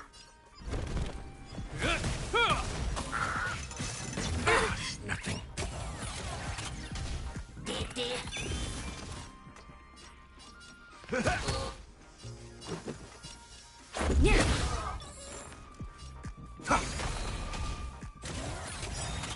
In the name of Len, a will forged in ice never falters!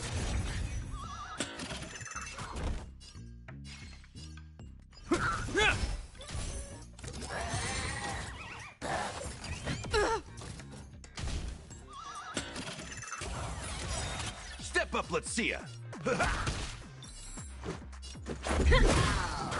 I'll overcome.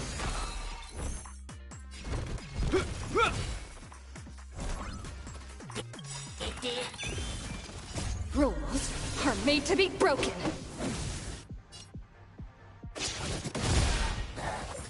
It'll take more than that.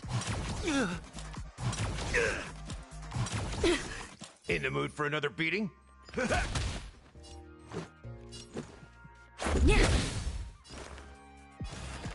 Serenity is before me. This mortal form. I will walk with you, watch over you, and guide you on your path.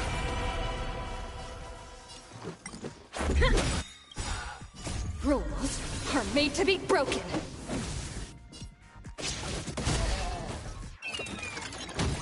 Hope you're prepared.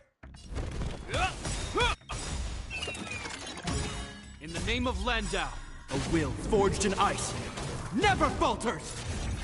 Ice like my friends? Indulge yourselves!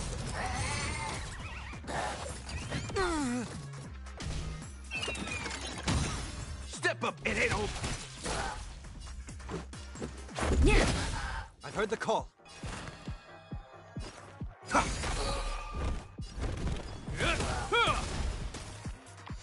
It.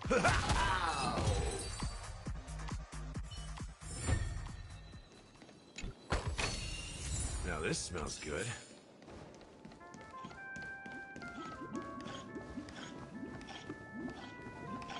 Congratulations to both of you! Oh, you've overcome all obstacles and proven yourselves. But, unfortunately, there is only one who can be Panecony's festive superstar. In the final stage, you will face the defending champion. If you fail, you will lose the opportunity to become the festive superstar. Welcome to the 33rd Scorch Sand Festival's third stage in the 20th season, sponsored by Soul Glad Enterprises, Superstar Showdown!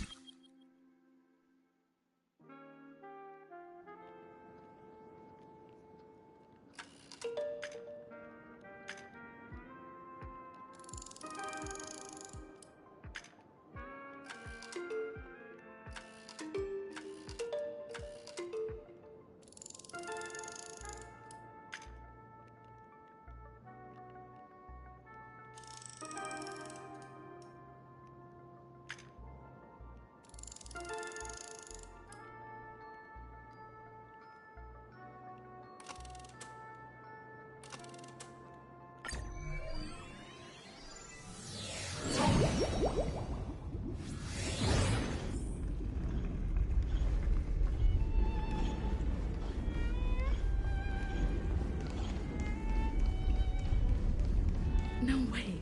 I think I just saw someone. Someone extraordinary. Ey!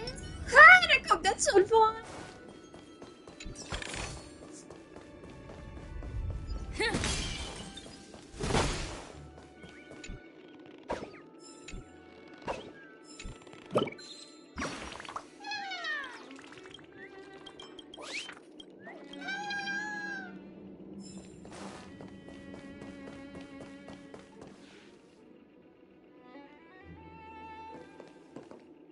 Please wait! My beautiful ladies. By the glorious light of beauty! I never thought I would see you again. In such turbulent times, your kind faces are as spring's gentle breeze, bringing solace to my scorched heart. Are you a knight of beauty?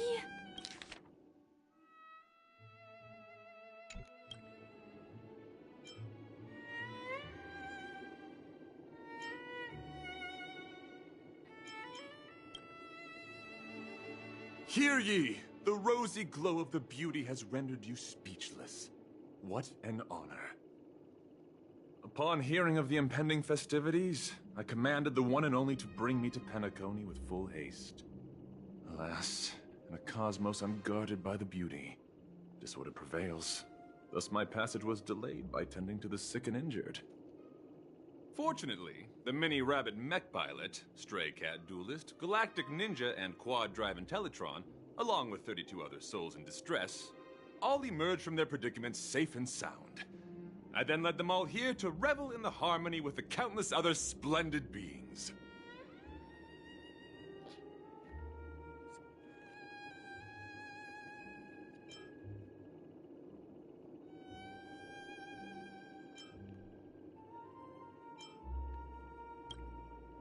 I do not deserve such praise. Unfortunately, that dashing IPC ambassador, whose radiance matches that of a beautiful peacock, remains in a woeful state. Ugh, how I wish he too could partake in this splendid occasion. Okay, let's get back to business. Since fate has brought us together, it stands to reason that you both seek the accolade of the audition's victor, correct? Upon arrival, I was once mistaken for a towering silver-armored fugitive with fiery red flames due to my lack of eloquence. It matters not, for all these trials stem from the land of the dream's beauty. What matters is that I now stand before you.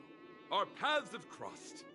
I, Argenti of the Knights of Beauty, am humbly requesting a battle with you both, in the name of the Code of Chivalry. If I am fortunate enough to emerge victorious, kindly grant me passage to the Crown of Victory and recognize that Idrilla, the beauty, is the most peerless beauty of them all. Dear friends, behold, please ready yourselves for this trial set forth by the beauty. Your ace, huh?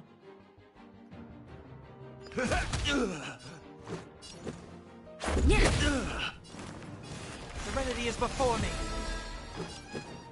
Rules are made to be broken.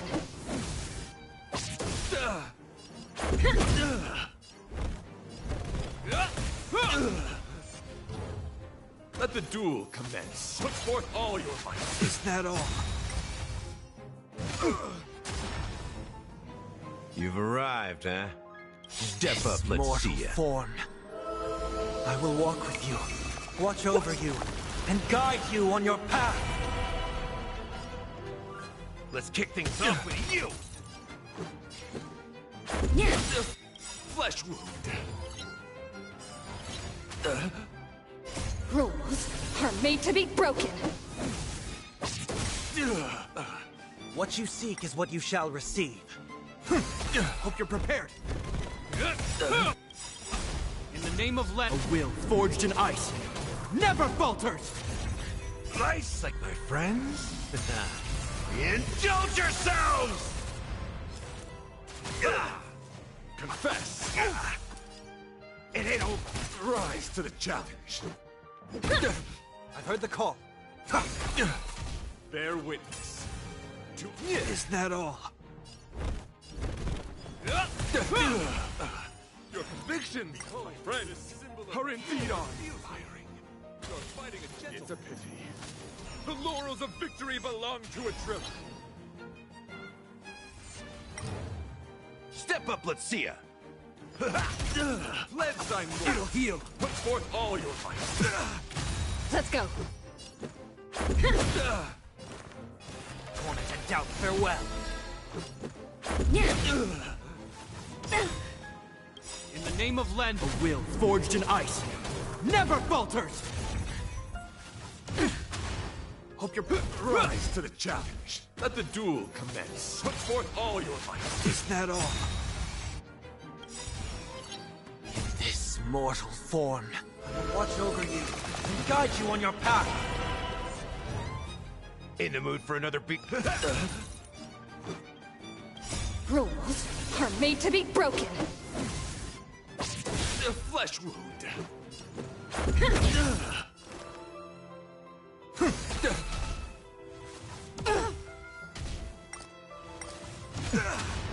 This ends here. Rise to the challenge. Nice like a good brew, my friends. Indulge yourselves! You're fighting a gentleman.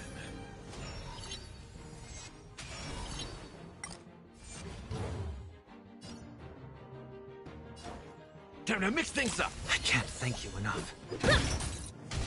Confess. Put forth all your might. Is that all? In the name of Len, a will forged in ice never falters! Serenity is before me. Rules are made to be broken. That's enough. I have come to grasp the sincerity of your cause. I yield. Beautiful! Truly a captivating contest. It is through you that I realized to uphold the honor of a driller, I must further hone my skills. What a beautiful lesson indeed! Go forth, my dear friend. Beautiful miss. The audition's crown is yours to claim. I shall remain here, gazing from afar as you bask in the limelight, joining the audience in offering you the most heartfelt cheers and applause. We don't have much time. May fate allow us to meet again, Knight of Beauty. In that case, let's make our way to the end. Panecony's really thronging with talent. I hope we make it in time.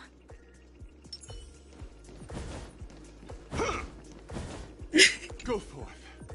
The champion stage belongs to the both of you. Bask in the glory you deserve.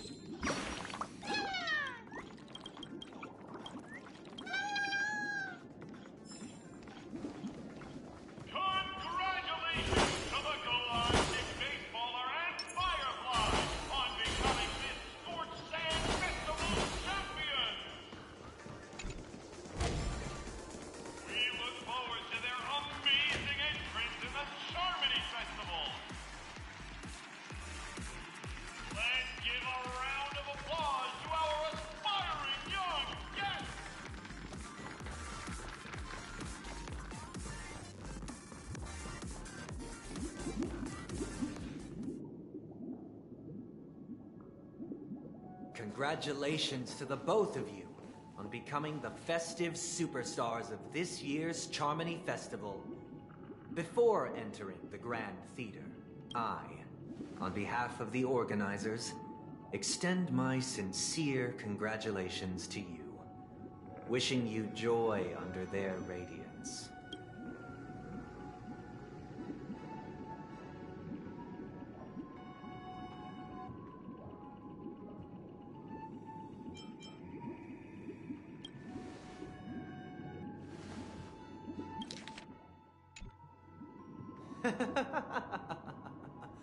Your endeavors are worthy of extra recognition, and I've taken steps to ensure that. However, this reward is not a material one, but rather the opportunity for an open and honest communication between us.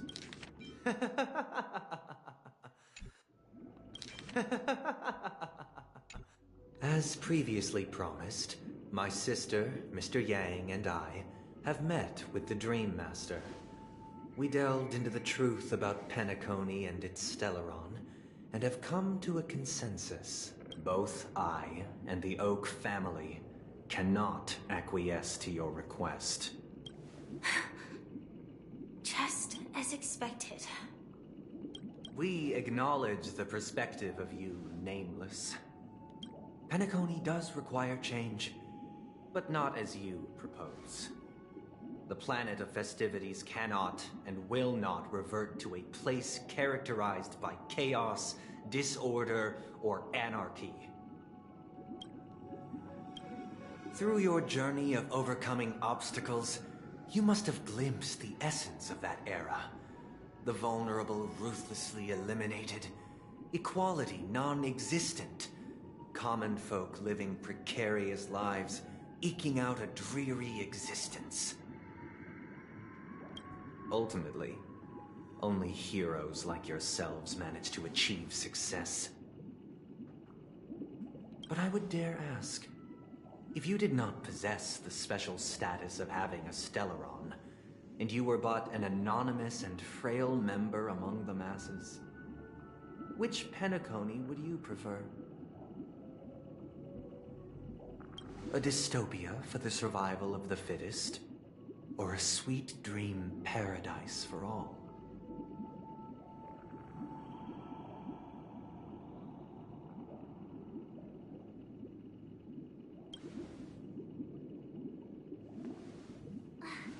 That's not the point! Don't let him mislead you! Mr. Sunday, even if the members of the Oak family can't fully agree on what to do about the Stellaron, now's not exactly the time to be holding an extensive discourse about Panecony's past and future, is it? The Stellaron issue concerns the life and death of everyone on Panecony.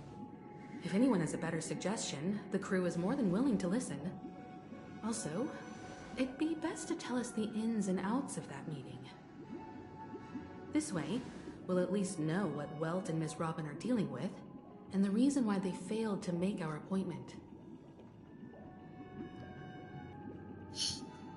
Ah, Navigator. That is precisely my intention. With all present, let's begin by discussing the details of that meeting. Let's talk about our tribulations and choices, our ideals and beliefs, and our final course of action. The only path to take.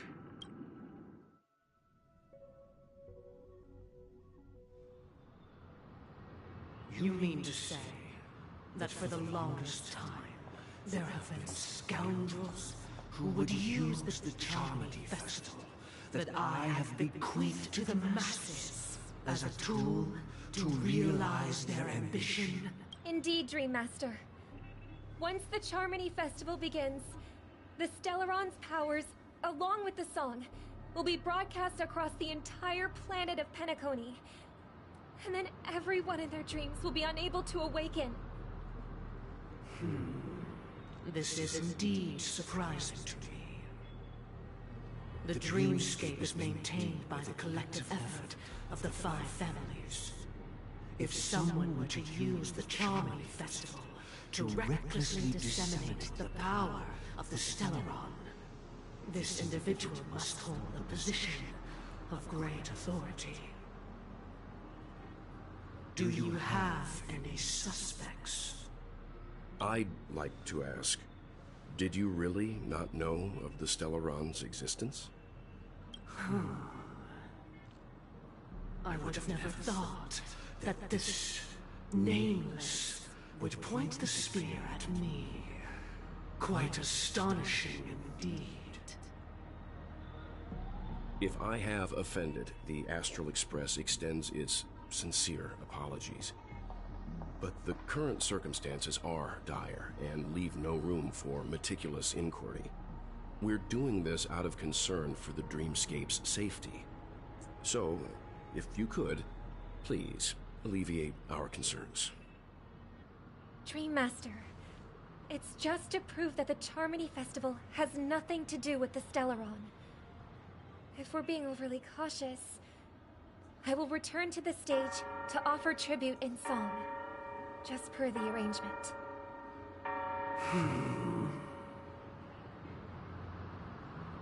Sunday, Robin. I've watched you two grow up, and know your dispositions like the back of my hand. Both of you, right now, can surely be lauded as their most devout advocates. I already know your resolve.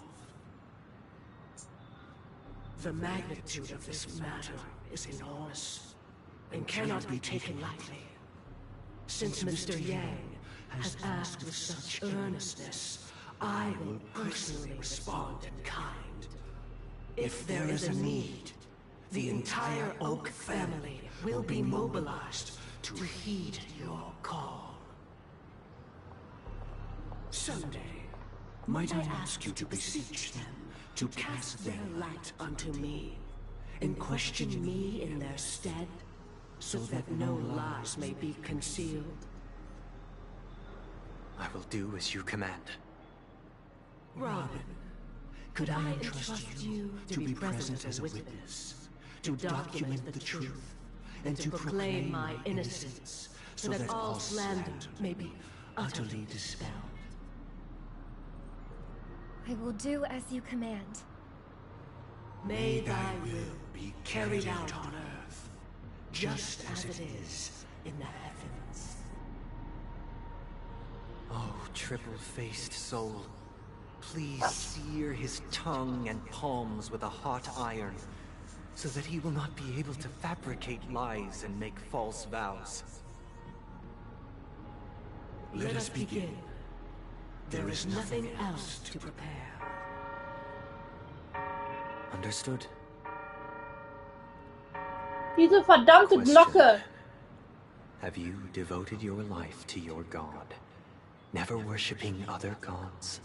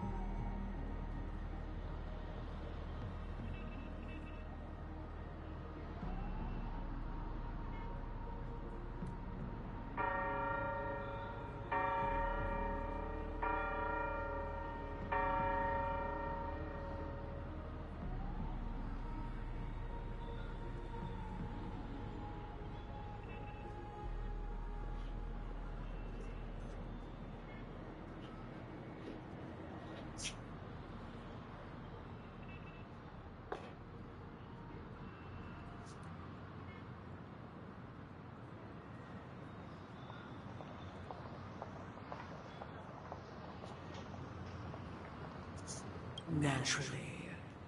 Do you love your god as you do yourself? Always heeding their admonishments? Naturally. Have you strayed from the path expected by your god, betraying their name? Never. Have you ever been inordinate with your asks of your god, coveting more than the foundation of the creation itself? Never.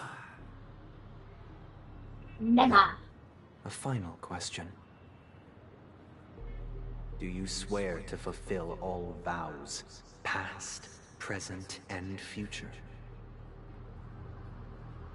With the Eon as my witness, if I do not deliver on my words, or if I renege on my vows, may I be cursed in accordance with divine law.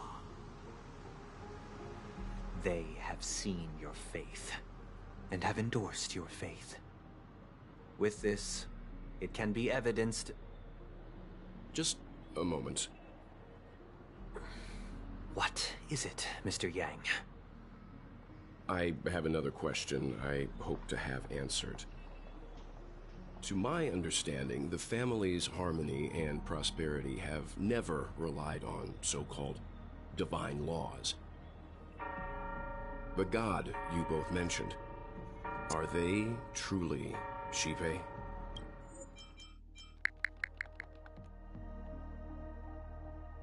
Mr. Yang should know that those belonging to the family toil together as if they were kin, embracing solidarity and unity under their light. All duplicity is laid bare before the harmony. Such a delicate and complex symphony. Which other god could perfectly harmonize this, if not for the Great One, Shipe? Perfectly harmonize. Therein lies the problem. It isn't an outsider lurking in the shadows who changed the harmony, but a dissonance that has surreptitiously emerged from within this very symphony itself. In the distant past, there existed an Eon. With one flick of the wrist, they crafted the laws of the cosmos. Their followers formed the Beyond the Sky Choir, spreading solemn and reverent hymns throughout the universe. Later, they fell. The route traversed by this Eon clashed with the harmony, ultimately being absorbed and fused into it. The chorus that once reverberated across worlds fell silent, and when it echoed anew, it was transformed into the hymn of harmony. Though an Eon may perish, paths with no masters still linger. In the all-forgiving harmony, echoes of bygone dissonance may subtly arise. Mr. Yang, being overly astute can be a detriment, especially when you find yourself alone and without allies. So this is how it is. For the sake of our grand cause, Sunday, please afford these two an opportunity to rest. What? Was?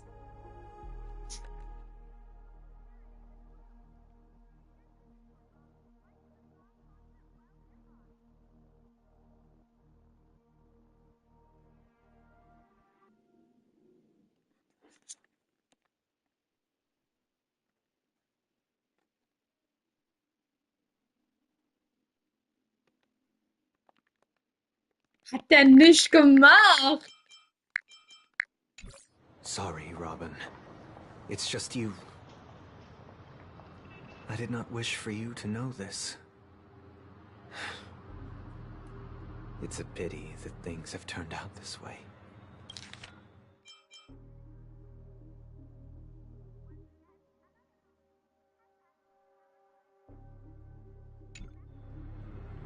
So, this is the true reason I can't sing?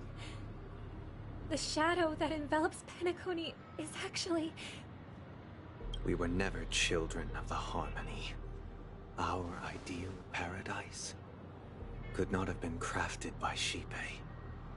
True bliss can only be guaranteed by the one who transcends the many. Within the foundation of law, humanity establishes civilization, and through harmony, we obtain order. Unbelievable. To think that there would be remnants of the Order on Panecony. What have you done with Mr. Yang and Miss Robin? Don't worry. I just gave them some time alone to ponder their fates. You should know that these actions make you an enemy of the Astral Express. Should we need to stand against the Nameless, it would only be myself and the Oak family involved. But we haven't reached that point yet, have we? Your efforts for the justice of Panecony are evident to everyone, and have been widely observed.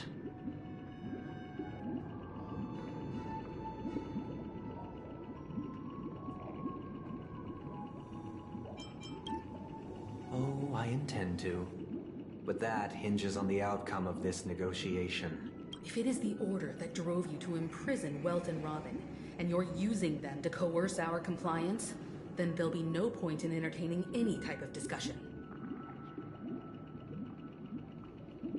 You're mistaken, Miss Himiko. They are in very safe hands, and just as the family has always proclaimed, no one can be harmed in the dreamscape, least of all in the beautiful new world belonging to the Order. Panecony and the entire universe have witnessed far too much innocent bloodshed. The strong wield their blades against the weak, and the victors push the vanquished to the brink of life. Natural selection. The world abides by this principle, establishing the well-being of humanity atop the corpses of the downtrodden. So you've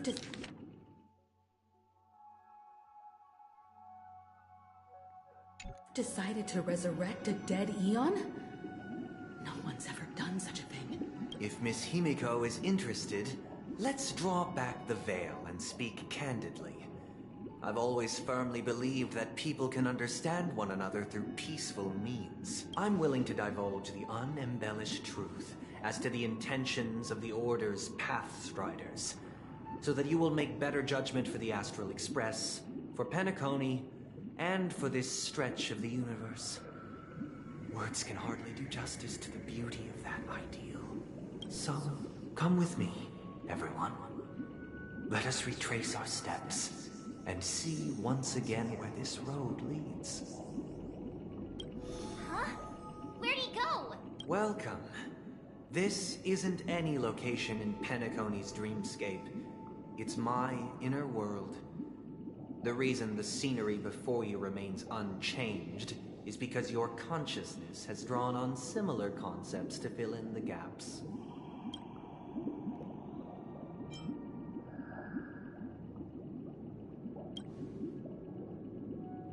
That means... Did you do the same to Welt? It's a tuning process. Stronger in effect and more draining on the mind. The gray-haired guest has experienced it before, so she should understand what it entails. Tuning allows you to intuitively grasp my feelings, which also means that I cannot hide anything from you. Now, everyone, please look at the huge screen. The road we once took begins here. From this point on, you will witness the numerous decisions I've faced. I've selected a portion of these to share with you. I believe after going through similar predicaments, you'll be able to better understand my thoughts. Let's begin. The first decision. A story about a baby bird. This story happened when Robin and I were very young. We were victims of the Stellaron disaster, and the family's Mr. Gopher Wood, who would later become the Dream Master of Panecony. saw that we siblings had no one to turn to and took us in. Later on, Robin and I lived a time with nary a care in the world. One day, after dinner, while my younger sister and I were lounging about in Mr. Gopher Wood's yard, we spotted a fledgling Charmony dove all on its own. That baby bird was tiny. It didn't even have all of its feathers, and it couldn't sing. When we found it, it was already on its last breath, having fallen into a shrub, probably abandoned by its parents. We decided to build a nest for it right there and then. However, thinking back, that winter was unusually cold, with fierce winds at night in the yard, not to mention the many poisonous bugs and wild beasts in the vicinity. It was clear that if we left the fledgling in the yard, it stood no chance of surviving until spring. So, I suggested we take it inside, place it on the shelf by the window, and asked the adults to fashion a cage for it. We decided that when it regained its strength enough to spread its wings, we would release it back into the wild. The tragic part, something that we'd never considered, was that this bird's fate had already been determined long before this moment. Its destiny was determined by our momentary whim. Now, I pass the power of choice to you all. Faced with this situation, what choice would you make? Stick to the original plan, and build a nest with soft net where the Charmony dove fell. Or build a cage for it, and feed it, giving it the utmost care from within the warmth of a home. I eagerly await your answer. Oh my, nice!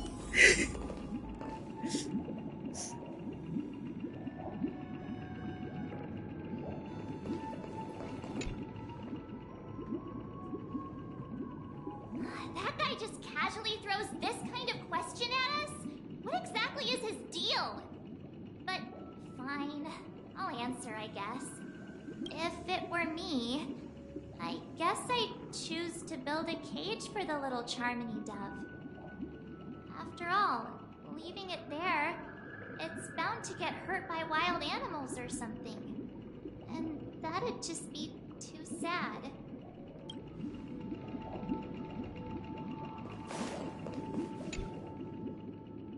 It looks like he really has no intention of imprisoning us.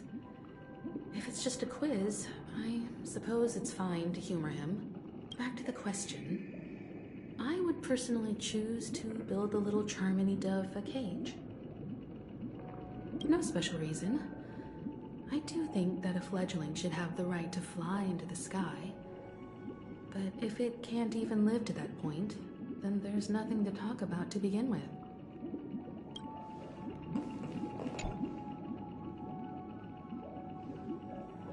I can't decipher his intentions right now, but based solely on that question, I would probably choose to build that dove a cage. Even if I was gonna release it back into the sky, it'd have to be strong enough to fly first. If I left it where I found it, I fear it'd never get the chance to fly ever again.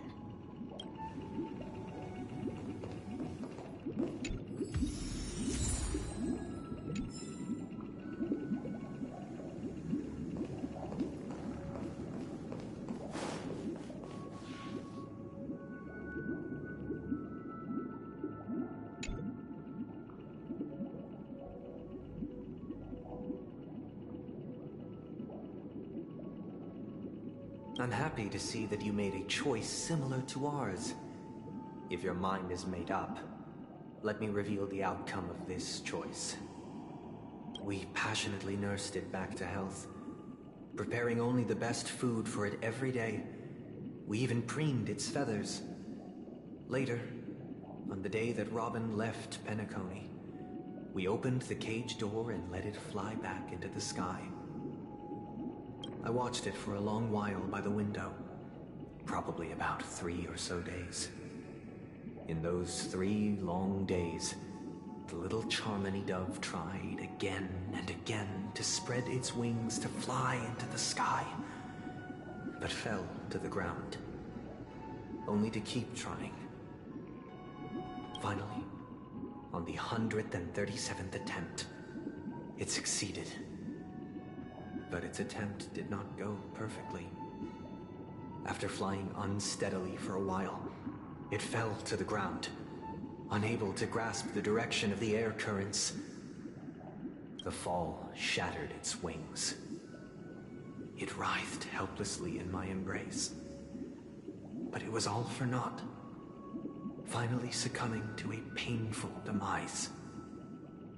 And in that instant, our tender care, our given love and hopes, they all became the inevitable push that sent it to its death.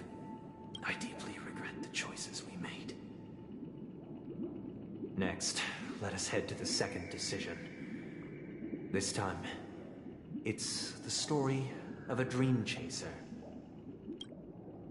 This story happened when I was appointed as Bronze Melodia, a position exclusive to the Oak family, charged with listening to the problems and vexations of Dreamscape residents, and providing them with the relevant guidance. It was during that period that I had the opportunity to hear voices from all corners of the Dreamscape. Joy, sorrow, arrogance, regret. The complex tapestry of human nature that formed the world. And I was fortunate to catch a glimpse of it. He was a dream chaser, and an illegal stowaway.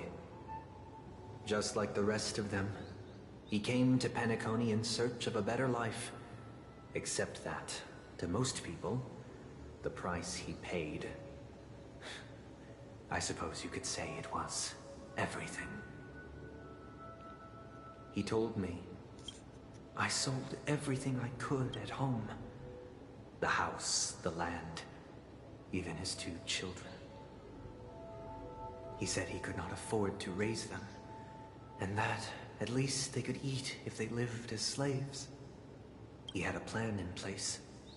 He would buy back his children once he had made his fortune, and enjoy Panecony's beautiful dream with them. Alas, his plan to smuggle himself was somewhat clumsy, and he was sniffed out by those pig-headed hounds. After hearing the Dream Chaser's story, I immediately appealed to the Bloodhound family to cease their pursuit. That way, at least he could live peacefully. But I was still too naive to the ways of the world. I did not anticipate that what I thought was a kind gesture would later lead to dire consequences. I'll tell you the outcome soon. For now, I'd like you all to make a choice. Will you do as I did, and try to convince the Bloodhound family to stop their pursuit, so that the Dream Chaser may live peacefully and realize his wishes? Or will you remain silent, leaving him to languish while the hounds are hot on his heels, until his inevitable judgment arrives? I look forward to everyone's decisions. Who knows? Perhaps they might even alter the outcome of this tragedy.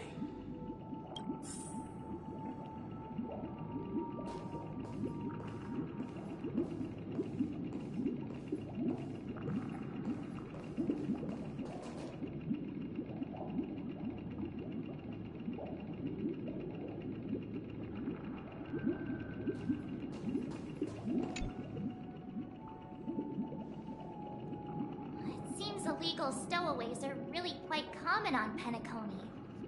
But that guy in the story, I don't think he deserves any sympathy at all. He sold his kids to chase a dream. Even if he intended to go back for them, it's still insanely irresponsible.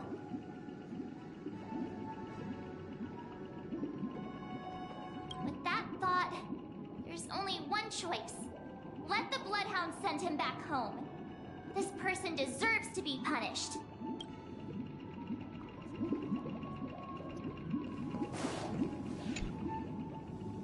A dream chaser story. If I acted out of kindness, I would probably ask the Bloodhounds to stop their pursuit and lend him a hand. But what cruel repercussion would this choice result in? I think Sunday must have been deeply impressed by the limitations of the strong defending the weak through this incident.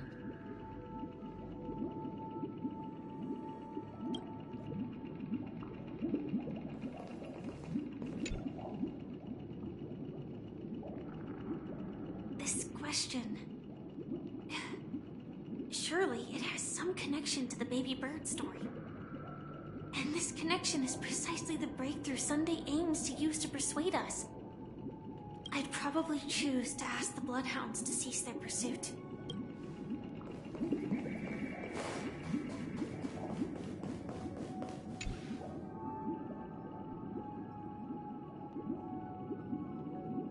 It seems you, like me, are pondering whether a different choice could have led to a better outcome. Sadly, his fate would only be more tragic. Say he never gets caught. He would only die from delirium. The methods with which illegal stowaways enter dreams are unorthodox. Not flawless like the hotels. Living in the dreamscape would be a mere pipe dream.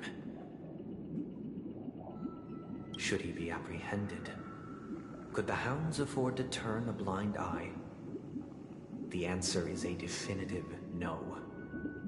They couldn't bear the resulting consequences, and thus wouldn't dare extend a helping hand. As to your choice, I once again offer my heartfelt apologies. Next comes the third and final decision, and the story this time is my own. This story happened the day I was appointed the Oak family head. At that time, Mr. Gopherwood was the current Dream Master, and as per his wish, we had a private conversation. What surprised me was that the Dream Master had only come to deliver a letter to me. He let me read its contents, and it was a letter from my sister. The letter contained the usual pleasantries, anecdotes from her travels. Nothing out of the ordinary. Just as I started wondering how this letter related to our discussion... Shit. The Dream Master began to speak.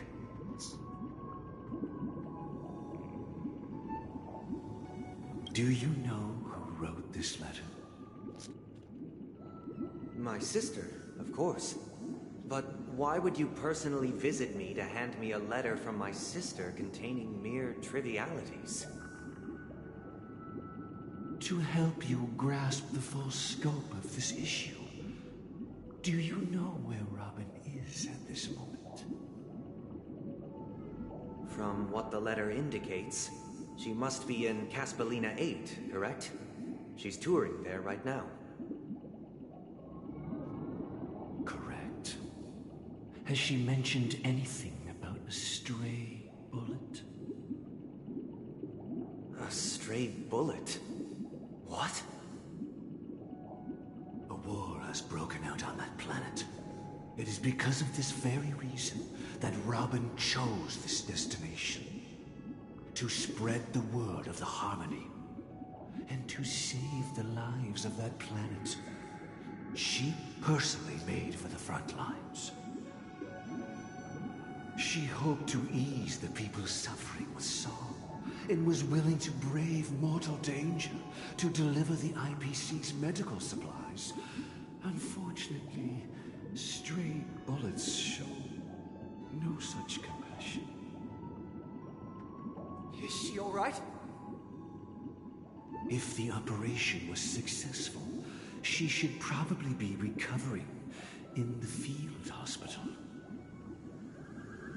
By the eon above, The bullet struck her neck directly, yet possibly as a reward for her consistent deeds of harmony. It didn't hit any vital arteries. Once you've attended to your outstanding tasks, it'd be advisable to write her back as soon as possible.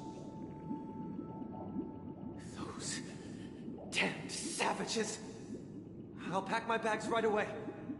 My gratitude for bringing this to my attention, Mr. Gopherwood. Now you understand why she always wears such elaborate neck ornaments, don't you? How could this happen? Miss Robin?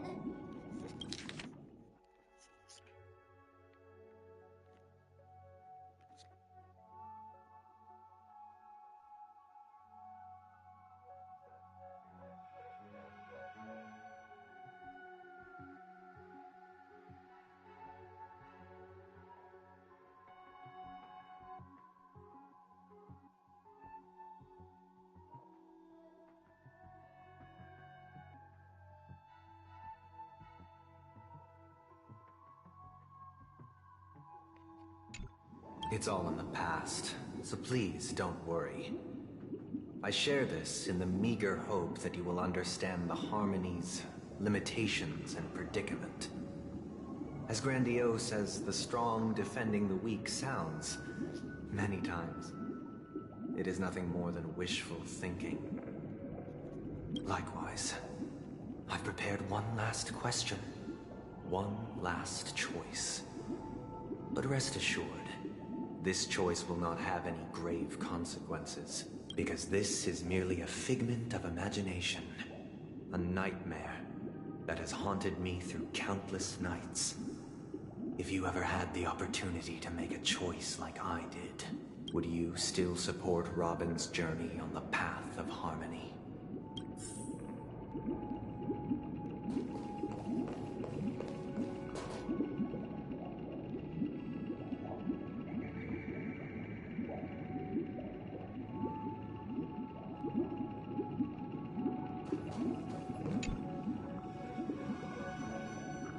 Miss Robin's courage is admirable.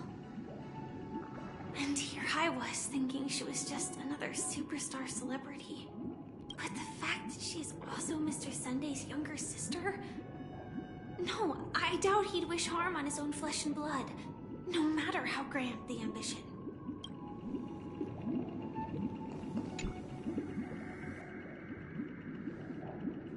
I often feel like I've dreamt of similar scenes on certain nights. In the dream, I see blurry faces. I don't know who they are, but I sympathize with all of them, fighting for survival against some unfathomable force. Their confusion and fear are lucid to me, but I also remember they chose never to give up. Just like Miss Robin. If Mr. Sunday's question leaves you puzzled, you should find the answer from your own experiences. With each trailblaze, dangers and tribulations will surely follow. But would you ever back away? Would you stop March and Don Hung from reaching their next destination? I believe you have an answer of your own in your heart.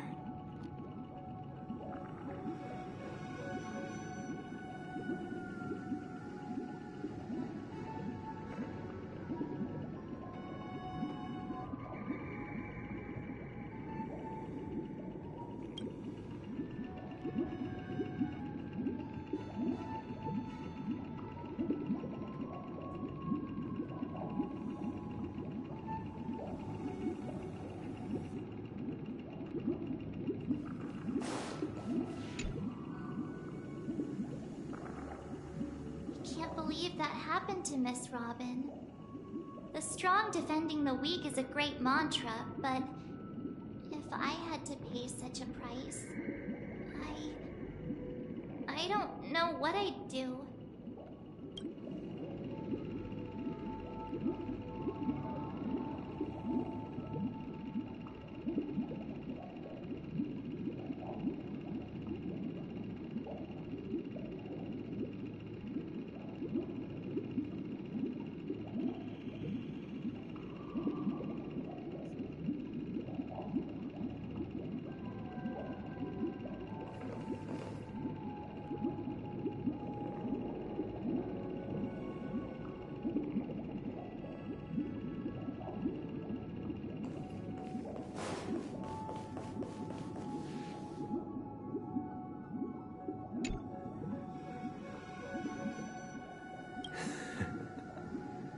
I see.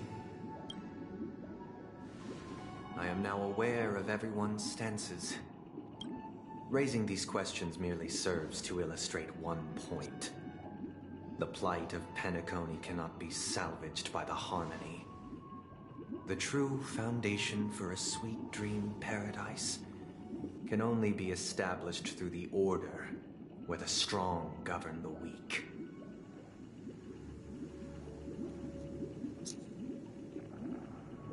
I know the suffering of being tormented, the turmoil of losing your way, how sorrow, and even despair, set in when matters don't work out. All of this causes me unending pain, because this is not what happiness is at all. We must teach the weak how to live a happy life. And this life isn't some noble propriety that the upper crust preaches, but in definitive terms, a way of survival that belongs to everyone. So what is your definition of living a happy life? Good question. Human consciousness is fundamentally an illusion, a cage known as self-worth. People lured in by this illusion make mistakes, yet still ask that external influences bear the burden. When one mistake after the next permeates the masses, they become impossible to trace.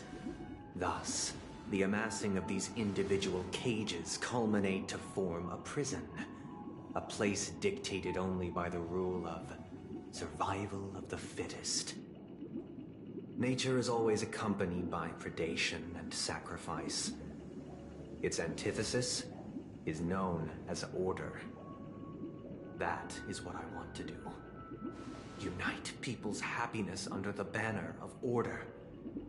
They won't need to make bitter choices any longer, nor face the weaknesses of humanity. They can cast aside their primal instincts to build a haven for mankind. Simply describing thoughts is far too abstract, so allow me to provide a simple example. As you all may know, there are societal norms like weekends and long weekends that exist on some worlds. During these hard-earned rest days, people are given the chance to extricate themselves from the stresses of everyday life, allowing a certain tranquility to return to their souls. And it is only on these days that people do not have to adhere to the law where the strong prey on the weak. They can live out their lives happily during these brief intermissions. It's just a pity that 2 or 3 days are still too fleeting compared to the span of a lifetime. From where I stand, society's ideal system should be 7 rest days.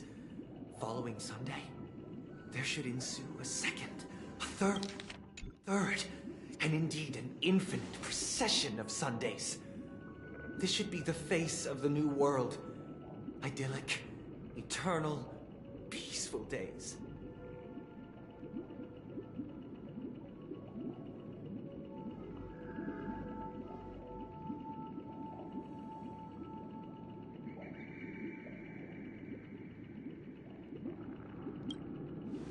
And thus, every person can return to their base selves in this utopia.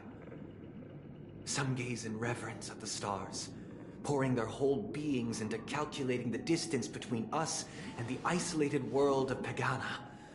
Meanwhile, some seek refuge in quiet corners, holding one another, unencumbered by the chains of unwelcome obligations. There would be no need to bear the hardships of reality. Only in this way can humanity face the inevitable end with the purest of spirit, living a life of dignity.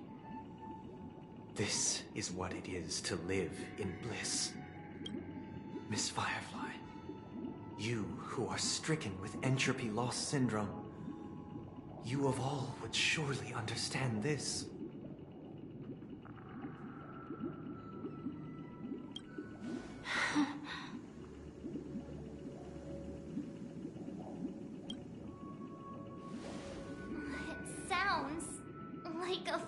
flawless theory. But what is the price to attain all this? The cost is minute, merely a personal and eternal sacrifice. If this paradise is to be maintained for everyone, someone must remain trapped in solitary awakening until the end of the cosmos. Awakening. Which means that this so-called paradise is still a dream. Stepping into this paradise means forsaking reality, correct? It is not forsaking, but transcending. Flesh, blood, sorrow, weakness. If the physical is the root of spiritual suffering, it is only logical that we defeat it. But in this supposed bliss, people won't have defeated their demons. The chance to overcome their tribulations would be forever lost to them. In other words, it is an escape. That's another way of understanding it. But there is no shame in escape. On the contrary, the seeds of escape exist in everyone's hearts. Don't you agree, Miss Firefly? And as for why life slumbers, it is because we are afraid to awaken from our dreams. But this is not in conflict with the grand plan.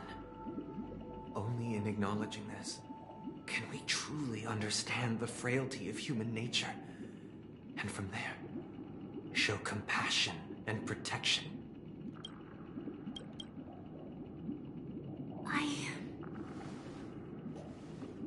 I admit that you are a born leader. Your perspective on humanity brims with pessimism.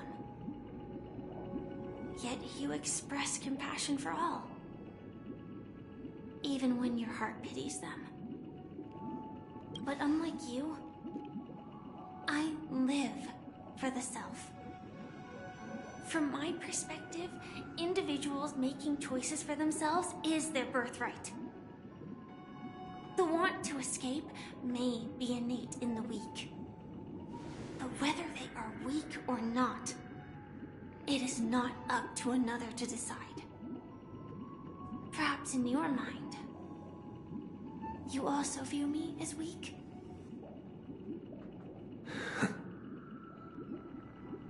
Because I don't think so. Since Miss Firefly has said her piece, the Astral Express will also naturally give you our answer. We'll leave it to you. Just as Mr. McHale instructed before. Tell him our choice.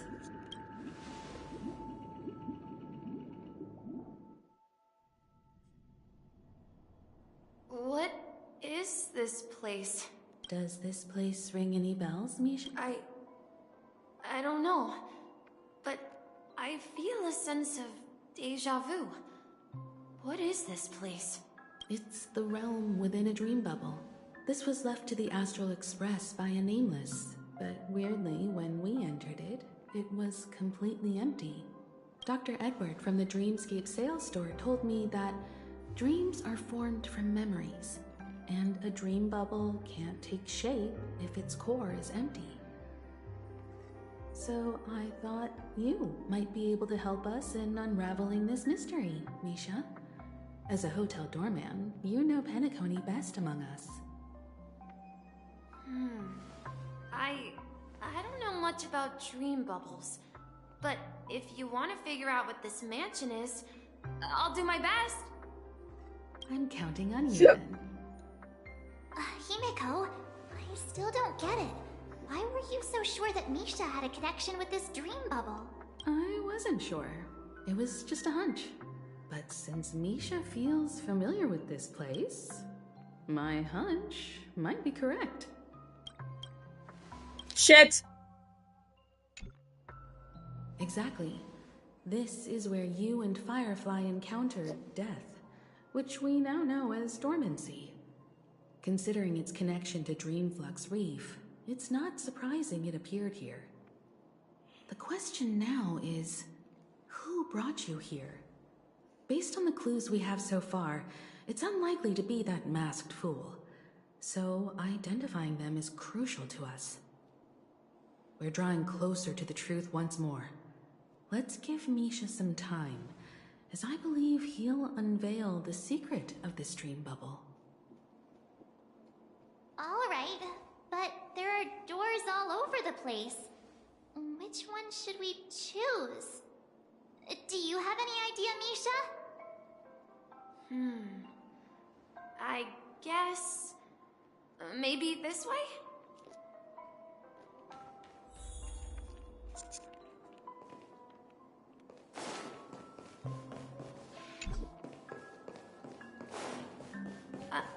I'm not entirely sure, but...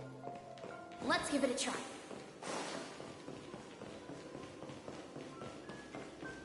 Wait, you managed to choose the right door on your first try? Weird. This place is quite different from the hotel. But I feel like I've been here before, and even lived here for a while. If I remember correctly, there should be a fireplace down that hallway. Clocky and I used to sit by the fire, listening to the crackling of firewood. And the room on the other side was the toy room. I loved spreading out all the toys from the box on the floor and making up stories for each of them. Hold on. This doesn't make sense. Didn't I grow up in Dreamflux Reef? So, what is this place? This could be a case of amnesia. Don't worry, Misha. It's common for everyone to forget certain aspects of the past. Those memories haven't vanished. They're just lying in the depths of your mind. We can surely get them back. Since this place seems familiar to you, why don't we explore a few more rooms and see if you can recall anything more? Yeah, then let's check out the rooms I just mentioned.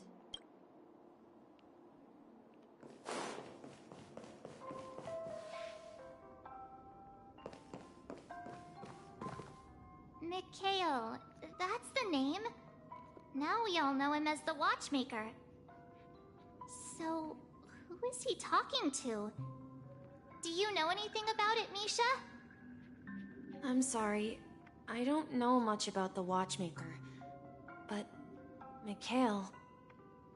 Anything special about that name? Mikhail is Grandpa's name. Grandpa? Do you mean you're the Watchmaker's grandson? But we haven't heard anything about the Watchmaker having descendants. And the name Mikhail is not rare. Perhaps it's merely a coincidence. Could you tell us more about your grandpa, Mikhail? Yeah, sure. He was a seafarer who fearlessly ventured into mysterious seas and storms. He was always on the sea and had lots of friends who accompanied him on his travels. He didn't want me to call him Grandpa because that would make him sound old. He believed he was still young. The name Mikhail was given to him by his parents, Mihaly and Elise, both renowned seafarers. Every time he came back, he'd share his logbook with me and tell me about his adventures at sea. I want to become a great adventurer, just like him. It appears that the seafarer has nothing to do with the Watchmaker. So, perhaps it's just a coincidence? So, where is your grandpa now? He went off on a new journey. And it's been quite a while since I last saw him. So, where has Clocky gone? Did he leave to protect Dreamville?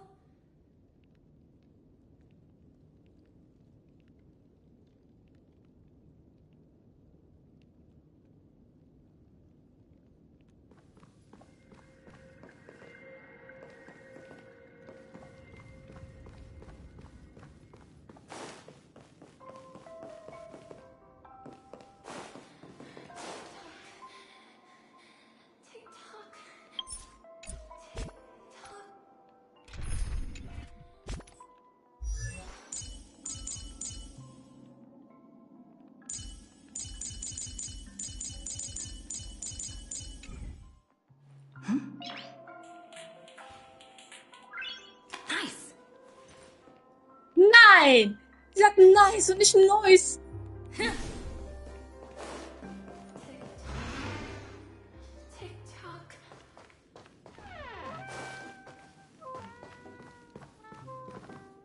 I heard some noises from the room. Origami Bird? That's a friend of mine. You an Origami Bird? Yeah. It's a member of the Compass crew, just like Clocky and Miss Mirror. And there's more than just one Origami Bird. They are a big family with lots of brothers and sisters who look the same. They follow Miss Mirror's orders and handle all sorts of jobs on the ship. They're the best. Sailors? Could you tell us more about the Compass, Misha?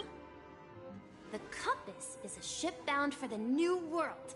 Clocky and his partners travel through layers of fog to the depths of the sea.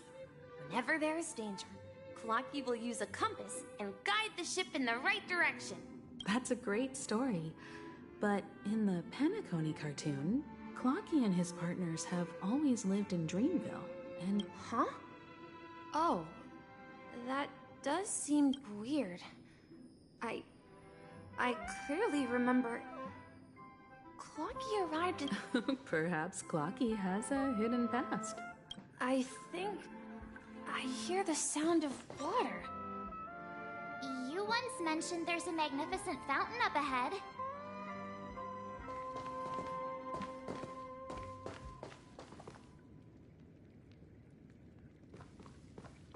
Just like they did with Clocky.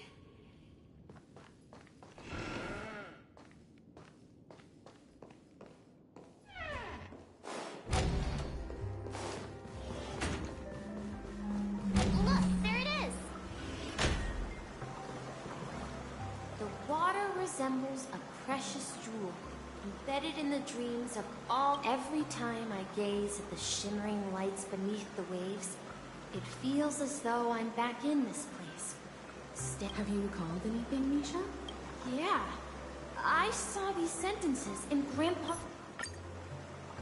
Ich fasse es nicht. Ich hab zum ersten Mal geskippt.